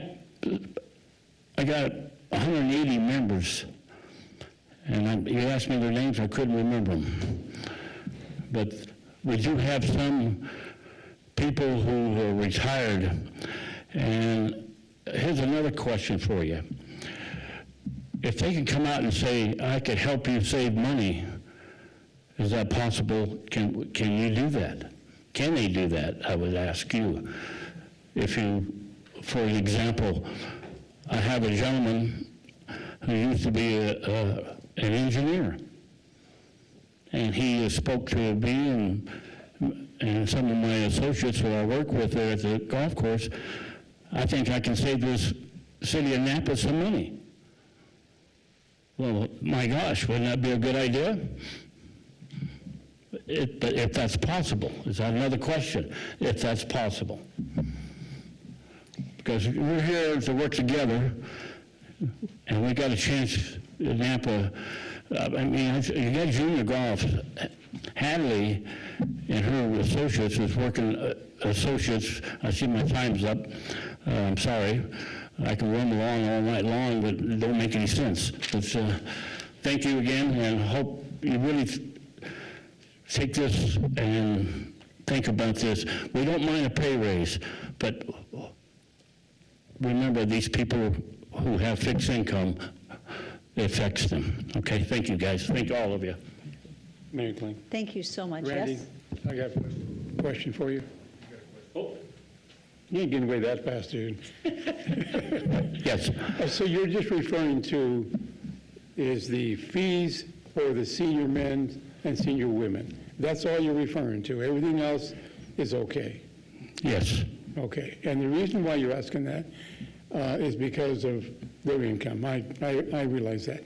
But when you talked about the benefits that the seniors do in supporting the cafe, the sports shop, and what benefit they bring with them, it raises the revenue and income of Centennial. Well, you have to ask Tony about that, the revenue and the income. I just know we give a lot of money on Wednesdays to the golf course. Well, I think Tony would say that probably is not that much in revenue. Yeah. But do you believe that by what the ambassadorship that the senior men and women do, there's no value, there's no cost, because you can't, can't you? Yes. Is that right? Yeah. Yes. And I'd like to see some of you women join the Women's Association. Who cares how good you play? Just join and just have fun. Have you seen the Mayor's Swinger Club, Randy? Anything else? No, thank you, Mayor. Thank you. Sebastian, I haven't seen you out there lately.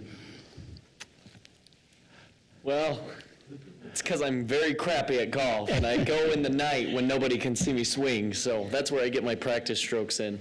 All right, well, Yeah. thank you again, guys. Thank you. Thank you, Mayor. Chasing the whistle pigs. Madam Mayor, we do not have anyone else signed up. Is there anyone here that did not get signed up that intended to testify this evening regarding our recreation fees and the increases? Okay, seeing no one. Tony, could you come forward and speak to some of the comments related to golf? Very specifically. I saw you shaking your head on one comment, and I'd like to hear from you. Mayor, Council, a couple of the things regarding the We9 tee times. That is an effort to improve the customer experience because there's a lot of times of the day where people try to walk on, and we'll have 7, 8, 9 groups waiting to play. So that's going to be over an hour for that customer experience, and they're waiting there, and it's already poor. So we're trying to eliminate that. We're also trying to make the experience better for them, as well as our cart usage to get people a little bit more cart usage on the We9. So we have multiple factors there. Centennial actually did lose money because of our capital expenditures, because of the clubhouse remodel, parking lot, practice range. So there was a lot of factors involved with that this year over at Centennial. But aside from capital costs, if you weren't taking capital costs out, just the operational costs at Centennial, do they break even? We made a little bit of money this year, yeah, if you take capital out of it. If you take capital out? Okay, and what is a little bit? I believe it was just a little over 100,000. Okay, is the revenue that came, Correct. okay, from Centennial? I would have to double check that number, but I think that's pretty close. Okay. Darren, is that Jennifer? I do have a spreadsheet if you want to see. Okay, I'm just curious. I just want to make sure, because the capital side, what we're trying to do with the golf courses is generate enough revenue to be self-sustaining on your capital expenditures. And so capital expenditures have been coming out of the Gulf Fund. Correct. Correct. So I just, for clarity, they are self-sustaining and the capital expenditures do. We do have a major capital expenditure coming up, which is, Major. right, it's big, It's with the irrigation system, code which red, is well yes. over $1 million. It'll be, the irrigation replacement will be over 5 million. Absolutely. Originally, that was projected at what? A few years ago, prior to me, that was budgeted at 3. So It's gone up considerably. Lakeview and Meridian just did theirs, and it was well over that. Okay, And our acreage is a lot more. So okay. that's what we're looking at right now. We have 134 acres of irrigated land that we want to reduce, hopefully down to 115, 120, but that may be difficult. But Okay. Just a quick comment, just to make sure everything's just out. So Randy and I talked earlier today, when he said someone has made a suggestion, it's a retired engineer that said that because that was evidently his job, he felt like he could design the irrigation system. But one of the things that I did not have a time to talk to anyone after I spoke with Randy is that I believe that we are restricted on a project to, when we have someone come in. Daniel, do you mind speaking to that? Certainly. Daniel Badger, the city engineer. So for design professionals, we are required to use QBS unless it's under a certain dollar value. The issue I would be concerned about with hiring someone retired just working on their own, there would be insurance, liability insurance, those types of things that a retired individual likely would not carry, that we require our design professionals to carry. And so there would be those types of issues that we would have to work through if we were to want to consider that. We would really need to do a qualifications-based selection to do something like that. And a retired individual likely would not be able to meet the standard qualifications for not necessarily his engineering experience and ability, but the other side of things that we require our design professionals to carry, liability insurance and errors and omissions and all those types of things that they're required to carry that an individual would likely not. Out of courtesy, I don't know if we have actually gone ahead and bid that out, the design on the golf course. Is that that done? has already been bid out. It's already been And bid we've out. already awarded that to Greg Bear and Associates for the Okay. design of the. Okay, so unfortunately, that is, we're after the fact. Yep. Because it's already been done. Correct. Okay. Thank you for speaking to that. I just wanted to make sure out of courtesy we could mention it. Okay, are there any questions from council Yes, at this Mayor. time? Yes. I do have. Probably for Jennifer, but Tony, stand by. Okay, so we've heard from the senior mans. I'm going to go back to senior mans and women again. So what is the increase for their fee association that they pay once a week for 6 months that's what their season is? Then I'll have the amount of money that we receive for the cart fees as well. So we might need some clarification here. They don't actually pay any association fees to the course. What they pay to the course is their season pass or their daily round fee. Okay. So their season pass, if you look on the screen, the bottom line here is the Centennial Adult Senior rate. If you notice, that was $1,200. We're proposing it to go to $1,236. So that's what Randy was saying, why is it going up $36? That's what he's referring to. That is a 3% increase. It has not increased since 2022. We have had several years where it has remained stagnant, and this proposal will not this rate will not take effect until January 2025.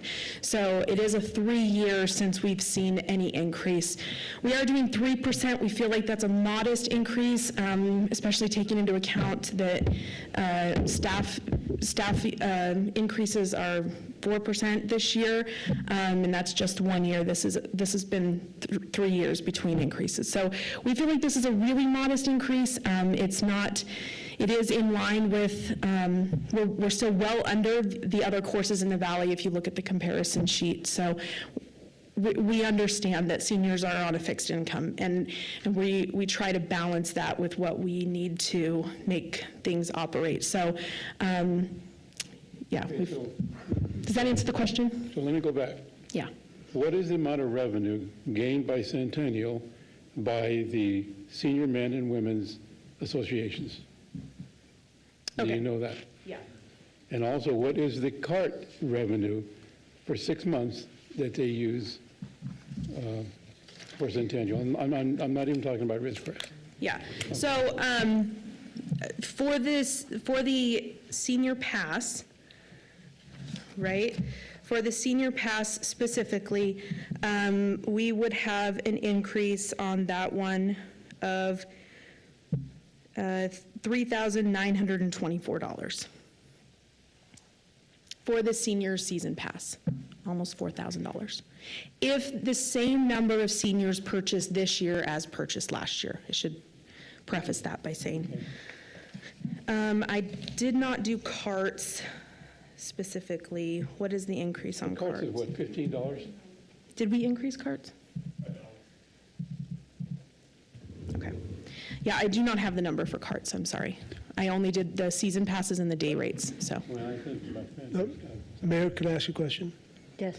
Are the assumptions presented here in line with what we built into the budget? Yes. Okay. Now, one more question. So Doug, just for clarity, what you're saying in that question was that this is what the budget is built on. Is that correct? That's correct, and that matters because the revenues justify the expenses and the capital costs.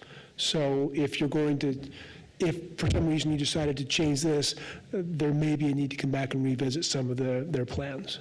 Okay. One more question, Mayor, and then I'll stop. So the amount of money, the revenue that the city gains from the credit card usages by the seniors, well, like to everybody out there, specifically the men, women, and seniors, what is that amount? How much do we pay in credit card fees? Is that what you're How much asking? do they pay, how much do we receive part of that, I guess, interest, whatever? Doug can answer that. So the credit card fees are 2.75% nominally, but we don't collect them. Well, we probably collect them, but we pass them right on to the merchant, so we don't keep any of that. You don't? No. Mm-mm. We don't add anything on top of it. It's a fee that we receive and pay. It's an expense, it's not a There's an revenue. administrative fee, cost somewhere along that the city of Nampa does receive. None, isn't there? Not for credit card fees. Okay, all right. Thank you, Mayor, that's all I have. Mayor, Yes. few questions. How many season passes do we currently have being sold actively to the senior citizen group? I know it's 110 is the season passes that were sold. How many of those are specifically to the seniors? So in 2024, we sold 109 senior passes at Centennial Golf Course. That does not include Ridgecrest. 2,180 if it was at the 20. The only reason I bring this up is I have a bleeding heart for the seniors, and I know everybody on council hears me talk about the fixed income folks all the time. I also have a bleeding heart for the golf course, going out there and hearing the story that the reason Centennial is what it is because of good leadership, but also because they've had seniors supporting the golf course for a long, long time. Is there any way, and the difference would be of $16 by the 109, that we can spread that $1,800? I think we're trying to find a way to meet in the middle, at least from my perspective. And I'm likely going to be the motion maker to improve this because I think we need user fees to go up to be able to afford not having taxpayers pay for it, but the users. They said $20. $20 seems reasonable. It hasn't gone up in 2 years. That would put it at $21.80 of an increase. So the difference of $1,800, is there anywhere else where we could say, okay, let's just raise our day pass from 39 to 40 to make it round numbers? Is there $1,800 that could be made up by increasing that $1 to support those that have supported the club and the facilities for a long, long, long time? I know you've ran the numbers, and I know Tony has too, and I know you have heard from them and advocate for them very often. I think there's just, maybe we met them in the middle by going 36. Maybe that was a very justifiable increase because we wanted to do 50, so let's do 36. Is there any way we can make that 20 work to show that we're working hard for them? My thought is, they are fixed income folks. For me as a day pass user or somebody else in my age demographic to pay an extra $1 to keep our seniors happy, engaged, coming back, not feeling like they've worked very hard to keep the program alive, feeling burnt out by increase after increase because of property tax and inflation and now the golf course. It's just too much to bear. I mean, certainly we can look at that, we can talk about it. I think the hard thing is, and I think I expressed it already, is we have increased costs at the course. So, our staffing cost alone is 4%, and we're only proposing 3%.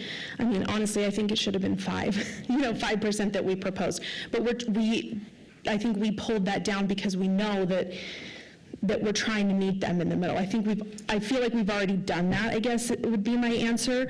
Additionally, we have this land payment that we have to pay, and we not only have to pay that, but we have to pay interest on that, which, I mean, there's just expenses that we have to pay. So to be equitable, I mean, I think that 3% was fair across the board for the passes. We did increase the day rates by $2 per round, so we certainly had a higher increase to those day rates. That was our intention, and I think that we've tried to already do that. So follow-up question, how many day passes do we sell? How many have we sold in 2024? How many day passes? Yeah, so I can pull that number for you.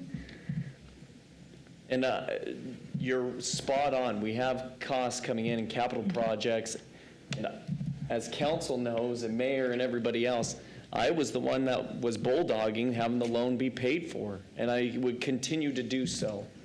However, I think there's a way that maybe we can find something work, once again, from somebody that has sat down with the Senior Association and looking at pictures from way before I was even a thought, let alone existence, to say we helped build the deck when the deck needed built. We helped and filled holes in the greens when staffing was short. Those are I don't know, that's just where I come from, so your answer, I apologize. So rounds for fiscal year '24 were 21,969. Is there a way to find that in data? So even more than that, I would propose that we drop it down to a $20 increase on the seniors and increase that from $2 to $3. That means there's $21,000. Is that a day pass or rounds? Does day pass and rounds, are they the same? Yeah. Mayor, That's $21,000 of a difference. Mayor, just one caution on raising the fees. There could have been people that could have showed up to the public hearing if we would have advertised a higher rate on one of the fees. So just a word of caution on that. Thank you. And Todd? Please Thanks, speak to Mayor that. and Thank you. Darren. So with the public hearing aspect of this, tonight, you can only approve what's proposed or less. You can't increase beyond what's proposed. You'd have to notice up an increase beyond that and have another public hearing.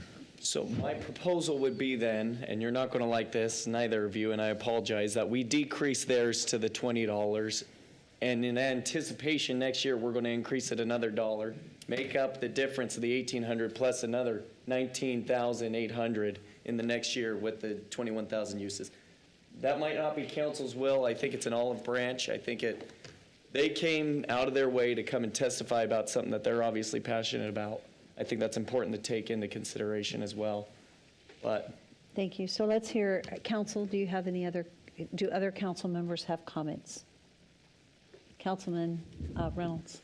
Madam Mayor, I just might add that I had a meeting or two with Darren and his group on the irrigation project, and it's very expensive, and it's very much needed. If we don't have that irrigation, we're not going to have a golf course. So I hate raising fees.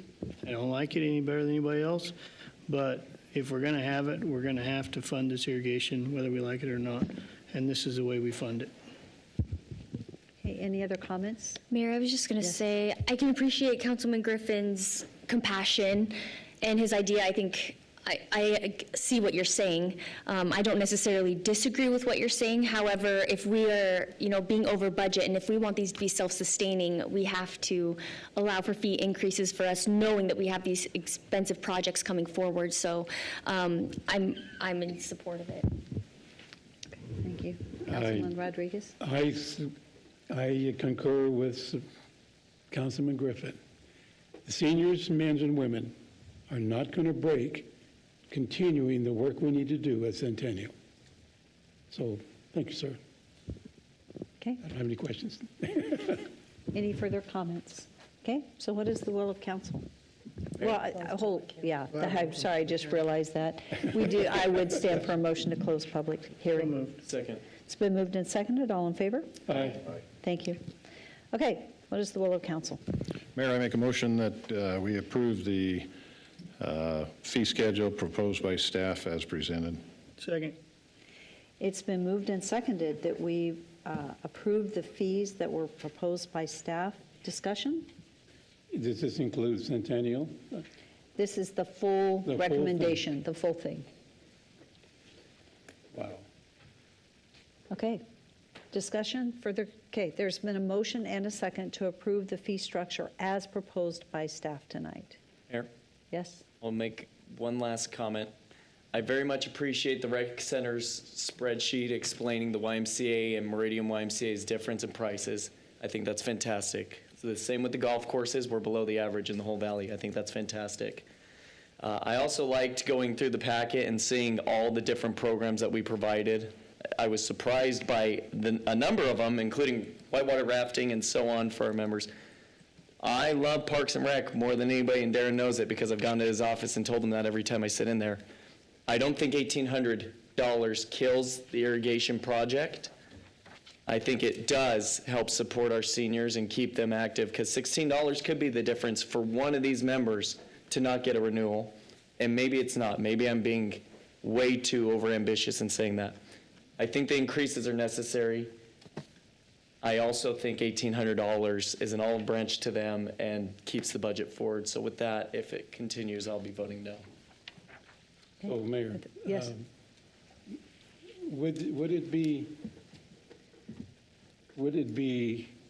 in accordance with our rules that,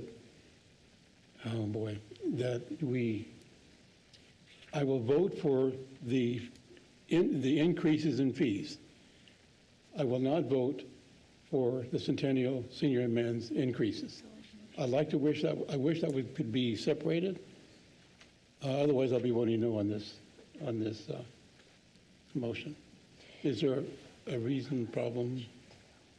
Yeah, that goes with it. So you know what, I have a question though. So this is an increase of $3,924. Okay, so why not do a fundraiser and raise $3,924 to offset the $2 increase for the senior men's I can answer and that. women? They do fundraisers. Well, I'm just thinking, is there a way that they could do a fundraiser so that we know what the dues are, but the difference is for every season pass that went up $36, you give that $36. In other words, you manage that as an association to where every season pass holder, we could offset the cost of that. You could offset it by $50 a person versus $36. You're going to have to raise about $5,000. But what I'm thinking is, for those that can't afford it, can we do a fundraiser? Well, they do. In fact, they have one coming up, a golf tournament. Did you bring in a turkey or well, yeah, you've been there. Right. Clothes, they give them back to the fire department. So, and the other one are the tournaments that they give back to the community. So now if you do that, they're going to have to give it back to the city of Nampa. And we're robbing Peter to pay Paul. Well, I'm thinking I though, don't it goes suggest back, that's a bad idea, Mayor. it just goes back to the seniors to offset the increase. If we could do a fundraiser to where they get that back, right? You fundraise so that you could decrease everybody's, that $2 or $36 increase. It is difficult because we're asking families also to do an increase that are on limited budgets. So I don't know how to separate it out, but could we, is there another way to do it? Mayor? Yes. My only comment to that, in rebutting it just slightly, is the difference of working families compared to fixed income seniors. I can't express this enough, and this is why I said the loan needed to be paid off. Golf is a luxury sport. It's a luxury activity. However, the reason that I'm fighting this as hard as I am, I also know the amount of give back that senior program specifically is doing right here for Nampa kids. In mentoring them, bringing them up, I would hate for even one member to say, I can't afford the difference of the $16 because now we have potential property tax increases, potential levies being passed tomorrow, and so on. It just doesn't add up. That's the difference I see with working families and the seniors. To lose maybe one member, that member might be the influence of a Nampa High senior who's playing golf that they're helping sponsor with their time and their give back. I think there's a lot more give back that the seniors are doing in this program, and Tony and Darren can vouch for that as well, attending those meetings, because I know they get called on very often to go to those meetings.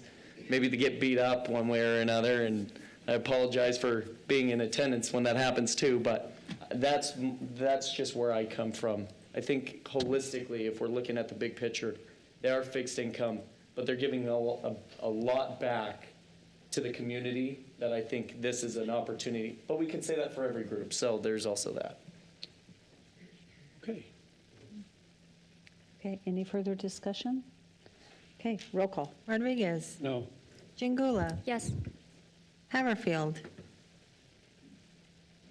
Yes. Griffin. No. Reynolds. Yes. Bills. Yes. 4 in favor, 2 opposed, motion carries. Okay. So with that, if you need a fundraiser, I'll help with your fundraiser to help make up the difference. So with our seniors, we'll help, we'll see some other hands that go up, say, we'll help with the fundraiser to help offset that increase if we need to with seniors. So I think that concludes that public hearing. Oh, I'm sorry. So we have a resolution. Do we need to go ahead and read the resolution? We don't have I to believe read so. it, but no, we don't read resolutions. Okay, so I would just stand for a motion. I would stand for a motion to authorize the mayor to sign the resolution authorizing the fee increases for the Nampa Parks and Recreation Center fees, park fees, cemetery fees, Ridgecrest Golf Course fees, Centennial Golf Course fees effective November 5, 2024. So moved. It's been moved and seconded. Discussion? Roll call. Rodriguez. No.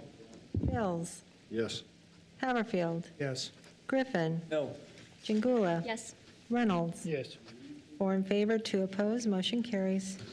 We'll now move to 8.2 on the agenda. This is an action item. This is annexation and zoning to a two-family residential and a potential development agreement and a subdivision short plat approval for Cornerstone subdivision at 1500 West Orchard Avenue.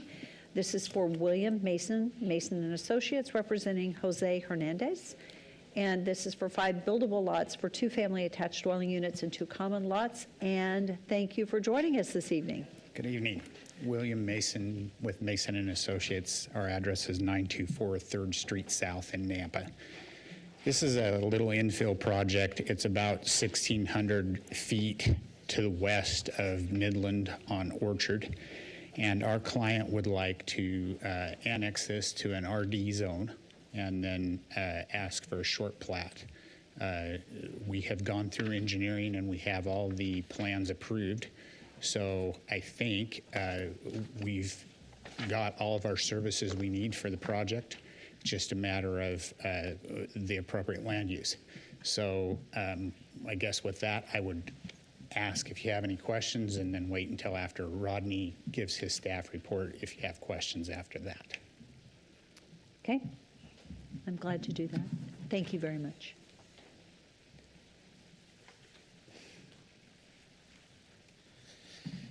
you, Mayor and Council. For the record, Rodney Ashby, Planning and Zoning Director. You already read the description of the project, so I'll just jump to the Planning and Zoning Commission's recommendation. They did recommend approval after their public hearing on September 10th, with all the conditions and the findings that are in your staff report. So, property here, the comprehensive plan is medium density designation. It's in the county, and you can see that on this slide here. Here's the zoning map, and to either side of it is still in the county, but to the north and the south are in the city.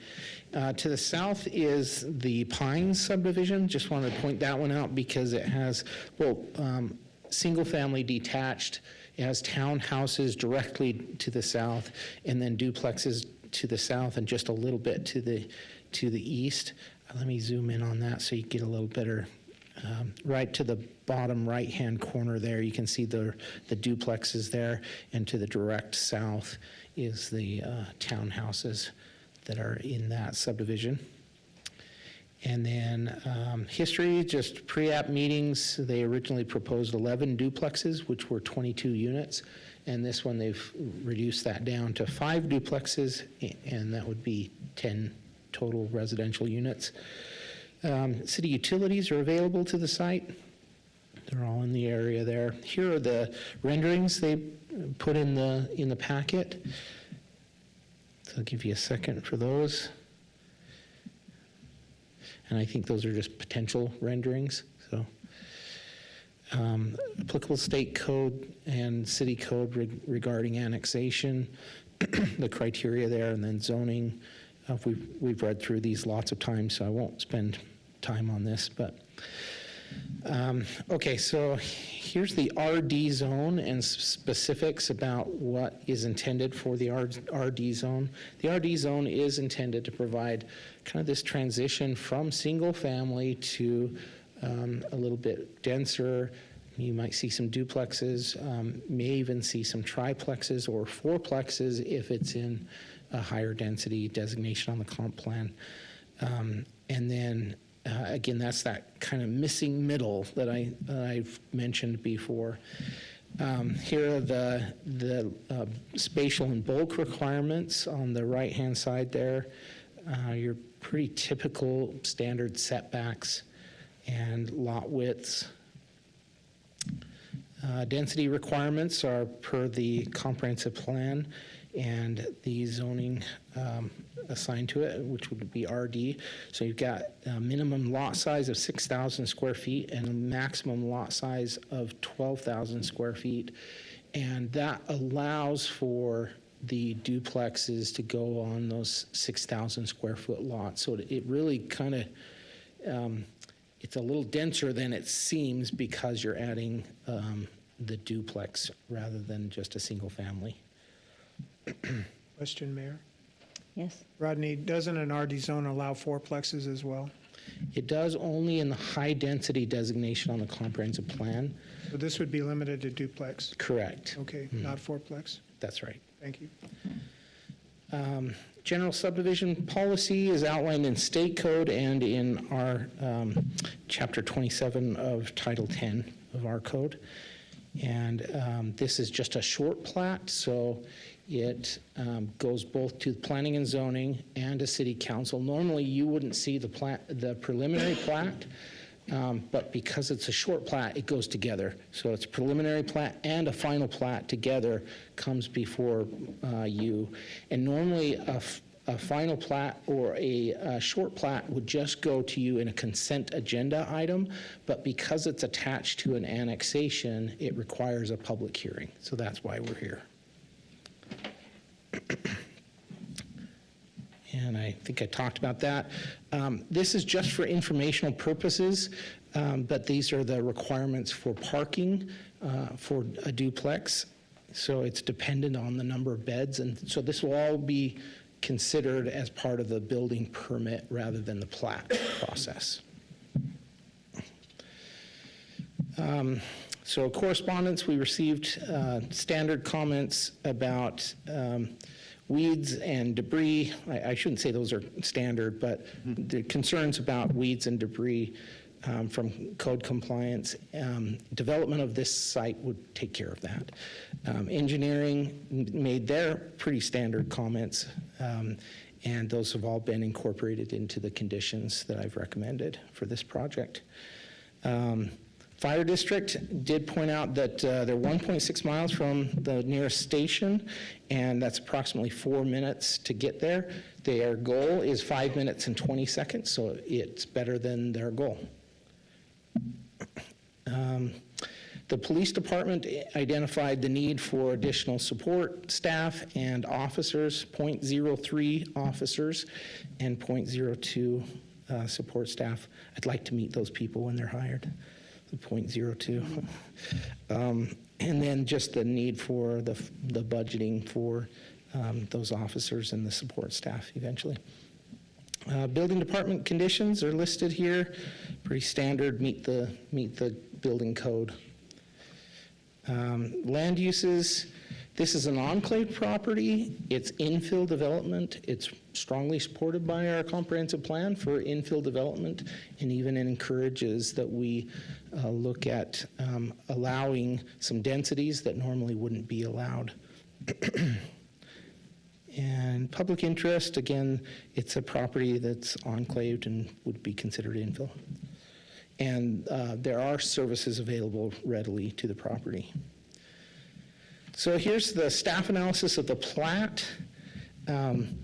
As you can see, it's 1.23 acres, 7 total lots, but 5 of them are buildable lots, so the 5 duplexes.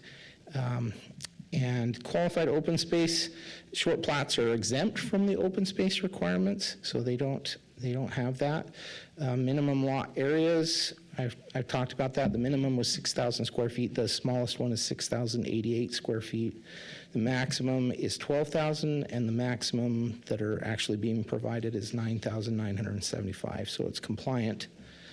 Whoops, I should have gone to that, I'm sorry. Give you a second there to see the numbers, kind of hard to see. Okay, so density, the density for the comp plan is 2.51 to 8 dwelling units per acre, and they're at 4.06, just above, just a little bit above where we're at for a single-family detached subdivision.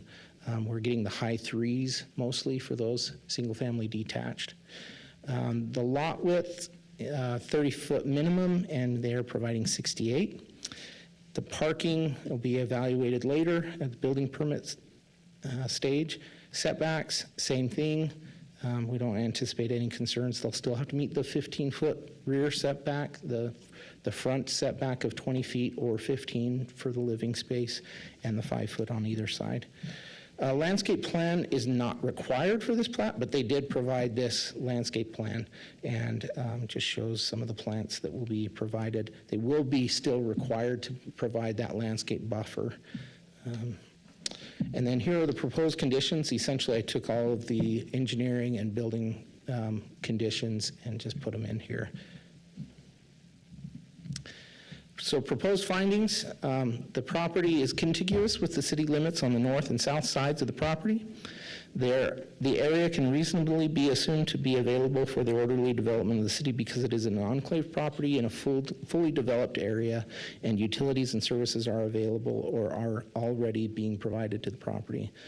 The proposed zoning, the proposed RD zone is consistent with the comprehensive plan future land use map of medium density residential for this area. The proposed map amendment is in harmony with the city's currently adopted comprehensive plan and map because the proposed RD zone is an allowed use and provides the densities listed in the comp plan for MDR designation, and is an infill project and is consistent with the plan narrative and goals. The proposed map amendment provides for a proposed use that will be reasonably compatible with existing adjoining property uses because the land use is identified in the comprehensive plan as compatible with single-family detached housing and is similar to other RD zone developments in the area. And I should have put there, but it is to the south as well. There's the duplexes just to the south across the street and townhouses there. The proposed amendment is, are, or would be in the interest of the public and reasonably necessary because housing is an essential component of city needs and interests and is supported by the comprehensive plan, including infill.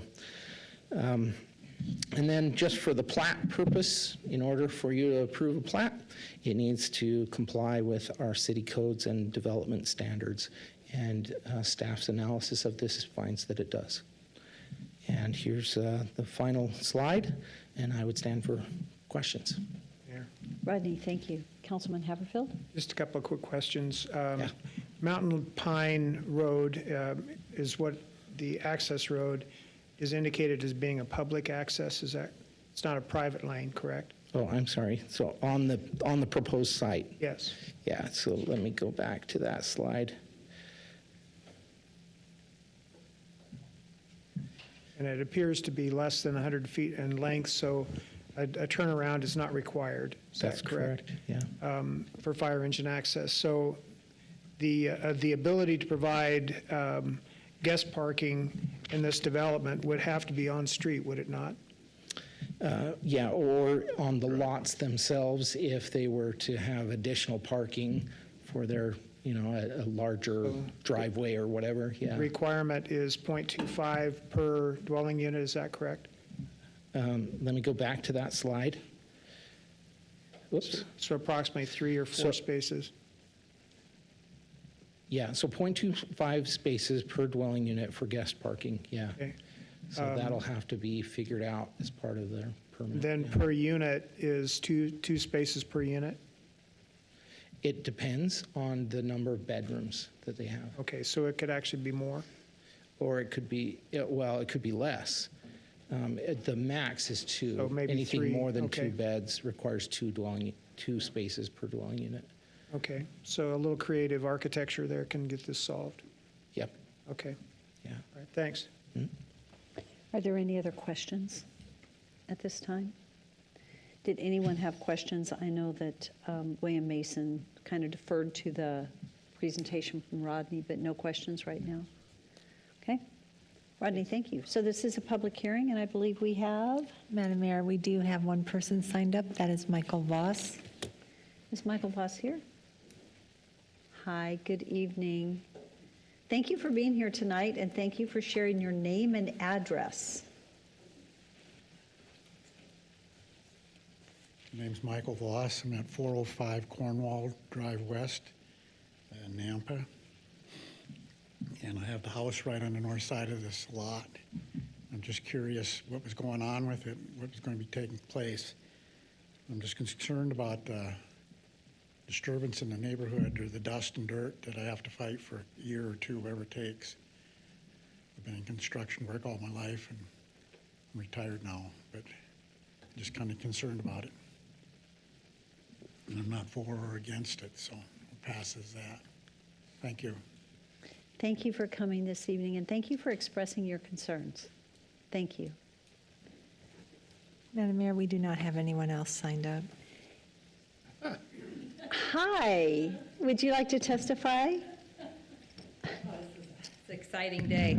My name is Amy Bowman, and I reside at 1623 West Orchard Avenue. And so I've been looking at this sign for a while now, and so I am in support of it.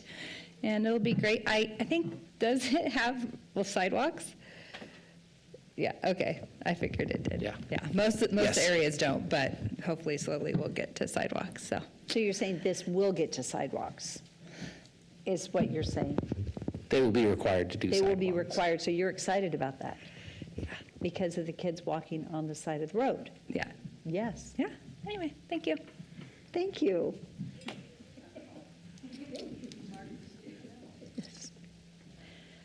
Is there anyone else this evening that had intended to testify on this matter? Seeing no one, this is an opportunity for the applicant to come back and provide any closing remarks. I don't have anything unless there's questions. Okay. No closing remarks. Are there any questions from council for the applicant before we close public hearing? Seeing none, thank you. I would stand for a motion to close public hearing. So moved. Second. All in favor? Aye. Any opposed? Thank you. Okay. So Mayor, I need to ask Mr. Lakey a question. I should have asked it earlier. So I have a working relationship with Mr. Mason, not on this project, but just in other projects over the years. Is there a conflict for me to vote? Is it better to abstain? What's the protocol? Councilmember Bills, you don't have any, I guess, to clarify for me, in other words, you've used Mr. Mason on projects that you've done in the past. Past and current. And current. Do you have any financial interest in this particular project? No. That's essentially the litmus test as to whether you need to recuse yourself, is if you have a financial interest. If you feel like you can be fair and impartial, I think you can vote. If you just want to avoid any appearance, you can do that. But I don't think you're required to. Okay, thank you. Mayor Kling? Thank you. Yes. I'll voice the same thing. Will and I are currently working on a project or two and have on several in the past, but not this project. Okay, thank you for that clarification. Okay. Mayor? Madam Mayor? Yes. Okay, I am not working with him on a project. However, I just wanted to make sure that this gentleman's question did get answered as far as the timeline of how long this construction may be going on. I probably should have brought that up before, but if maybe Daniel or if anybody might be able to just give him some clarity on that.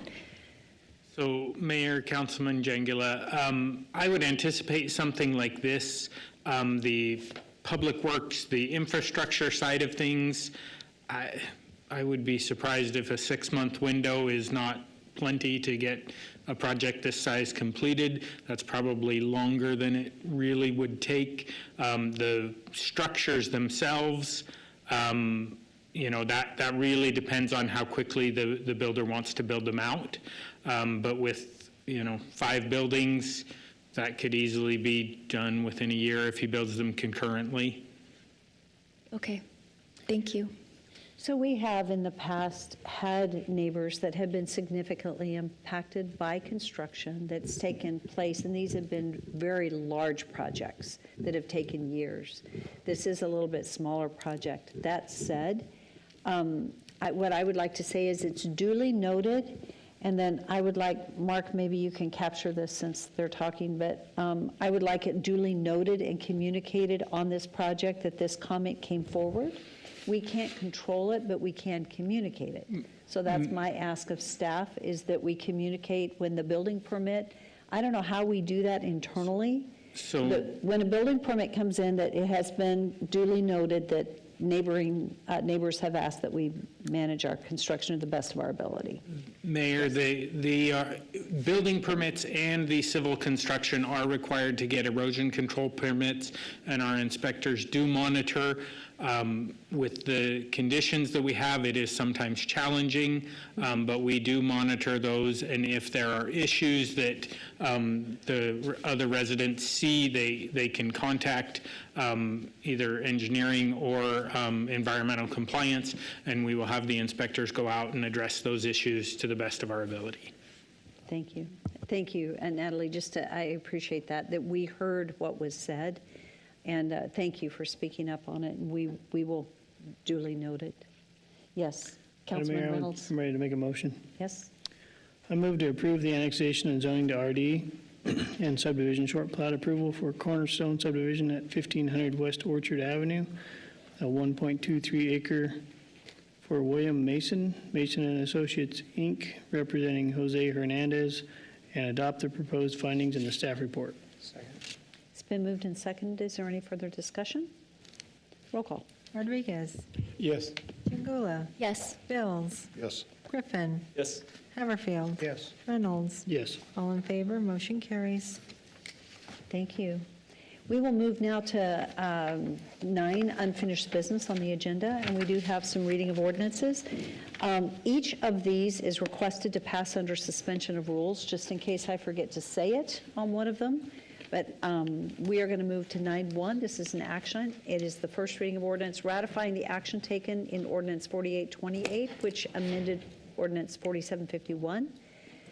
The appropriations ordinance for the fiscal year beginning October 1, 2023 and ending in September 30, 2024. It was reviewed by City Attorney Todd Leahy and requested to pass under suspension of rules. An ordinance of the City of Nampa, Idaho, ratifying the action taken in ordinance number 4828 and hereby amending ordinance number 4751, the appropriation ordinance for the fiscal year beginning October 1, 2023 and ending September 30th, 2024, appropriating additional monies that are to be received by the City of Nampa, Idaho, and providing an effective date. Madam Mayor, I move this pass under suspension of rules. Second. It's been moved and seconded. Is there any discussion? Hearing none, roll call. Rodriguez? Yes. Jingula? Yes. Haverfield? Okay. He said yes. Griffin? Yes. Bills? Yes. Reynolds? Yes. All in favor, motion carries. 9.2 is an action item. It's the first reading of ordinance for de-annexation from light industrial zoning to county enclave with the zoning to be determined by Canyon County for a new .48 acre parcel for Radix Construction, and it is requested to pass under suspension of rules. An ordinance of the City of Nampa, Idaho, determining that certain lands commonly known as 0 Madison Road, Nampa, Idaho, County Parcel R3100501, comprising approximately .48 acres, more or less, are within the limits of the City of Nampa, Canyon County, State of Idaho, and that said land should be de-annexed from the City of Nampa and be returned to the county zoning, declaring said lands by proper legal description as described below to no longer be a part of the City of Nampa, determining that said de-annexation is in the best interest of the public and the city, directing the city engineer and the planning and zoning director to remove said property from the official maps of the City of Nampa, providing for recordation, providing for severability, providing an effective date, repealing all ordinances, resolutions, orders, or parts thereof in conflict herewith, and directing the city clerk to file a certified copy of the ordinance and the map of the area to be de-annexed with Canyon County, State of Idaho, and the Idaho State Tax Commission pursuant to Idaho Code Section 63-215. Mayor, I move to approve under suspension of rules. It's been moved and seconded. Is there any discussion? Hearing none, roll call. Rodriguez? Yes. Jingula? Yes. Bills? Yes. Haverfield? Yes. Reynolds? Yes. Griffin? Yes. All in favor, motion carries. 9.3 is an action item. It's the first reading of ordinance for annexation and zoning to RS 8.5 and potential development agreement at 1158 South Power Line Road for a 1.01 acre parcel for Ruth Kymek. And it is requested to pass under suspension of rules. An ordinance of the City of Nampa, Idaho, determining that certain lands commonly known as 1158 South Power Line Road, Nampa, Idaho, County Parcel R32365, located in the northwest one-fourth of Section 35, Township 3 North, Range 2 West, Boise Meridian, comprising approximately 1.01 acres, more or less, lay contiguous to the limits of the City of Nampa, Canyon County, State of Idaho, and that said land should be annexed into the City of Nampa and be zoned RS 8.5, single-family residential, declaring said lands by proper legal description as described below to be a part of the City of Nampa, determining that said annexation and zoning is the best interest of the public and consistent with the comprehensive plan, directing the city engineer and the planning and zoning director to add said property to the official zoning maps of the City of Nampa, and to designate said property as RS 8.5 single-family residential on the official zoning map and other area maps of the city, providing for conditions of approval, providing for recordation, providing for severability, providing an effective date, repealing all ordinances, resolutions, orders, or parts thereof in conflict herewith, and directing the city clerk to file a certified copy of the ordinance and the map of the area to be annexed with the Canyon County, State of Idaho, and the Idaho State Tax Commission pursuant to Idaho Code Section 63-215. Make a motion to pass the ordinance as read under suspension of rules. Second. It's been moved and seconded. Is there any discussion? Hearing none, roll call. Rodriguez? Yes. Jingula? Yes. Bills? Yes. Griffin? Yes. Reynolds? Yes. Haverfield? Yes. All in favor, motion carries. 9.4 is an action item. It's the first reading of ordinance for vacation of areas of right-of-way and alley to include 20,482 square feet portion of South Ivy Street directly south of Highway Avenue and abutting 3 parcels addressed as 0605 and 611 East Hawaii Avenue, a 2,600 square foot portion of Ivy Street right-of-way adjacent to Highway Avenue and the alley between the parcels at 0 East Highway Avenue at 515 East Highway Avenue for White Pine Apartment Homes for Brandon McDougall and Kimberly Horn and Associates representing Pedcore Investments and Patrick Stoffegren, and it is requested to pass under suspension of rules. An ordinance of the City of Napa Canyon County, Idaho, vacating a 20,482 square foot portion of the public right-of-way and alley for South Ivy Street, directly south of Hawaii Avenue, abutting 3 parcels, R1177901100, R1178000000, and R1178001000, addressed respectively as 0, 605, and 611 East Hawaii Avenue. More particularly, a 2,650 square foot portion of Ivy Street right-of-way adjacent to parcels R1177901100, R1177900000, and R1178000000, addressed respectively as 0, 515 and 605 East Hawaii Avenue, and the alley between parcels R1177901100, 0.82 acres at 0 East Hawaii Avenue, and R1177900000, at .82 acres at 515 East Hawaii Avenue, located in the northwest one-fourth of Section 34, Township 3 North, Range 2 West, Boise Meridian, and more specifically, described below and retaining a utility easement for Idaho Power as they exist within the property boundaries in Napa Canyon County, Idaho, and directing the city engineer to alter the use and area map and other applicable maps accordingly, providing for effective date, providing for severability, and repealing all ordinances, resolutions, orders, and parts thereof in conflict herewith. Madam Mayor, I just want to say that nobody reads ordinance better than our city clerk. Do you practice these, Shar? Yes, agreed. And I would also like to make a motion to pass this under suspension of rules. Second. It's been moved and seconded. Is there any further discussion? Roll call. Rodriguez? Yes. Bills? Yes. Haverfield? Yes. Griffin? Yes. Chingula? Yes. Reynolds? Yes. All in favor, motion carries. I would now stand for a motion to adjourn into executive session pursuant to Idaho Code 742061A, which is to consider hiring a public officer, employer, staff member, or individual agent, and E, to consider preliminary negotiations involving matters of trade or commerce. So moved. Second. It's been moved and seconded. Roll call. Rodriguez? Yes. Bills? Yes. Reynolds? Yes. Haverfield? Yes. Griffin? Yes. Chingula? Yes. All in favor, motion carries.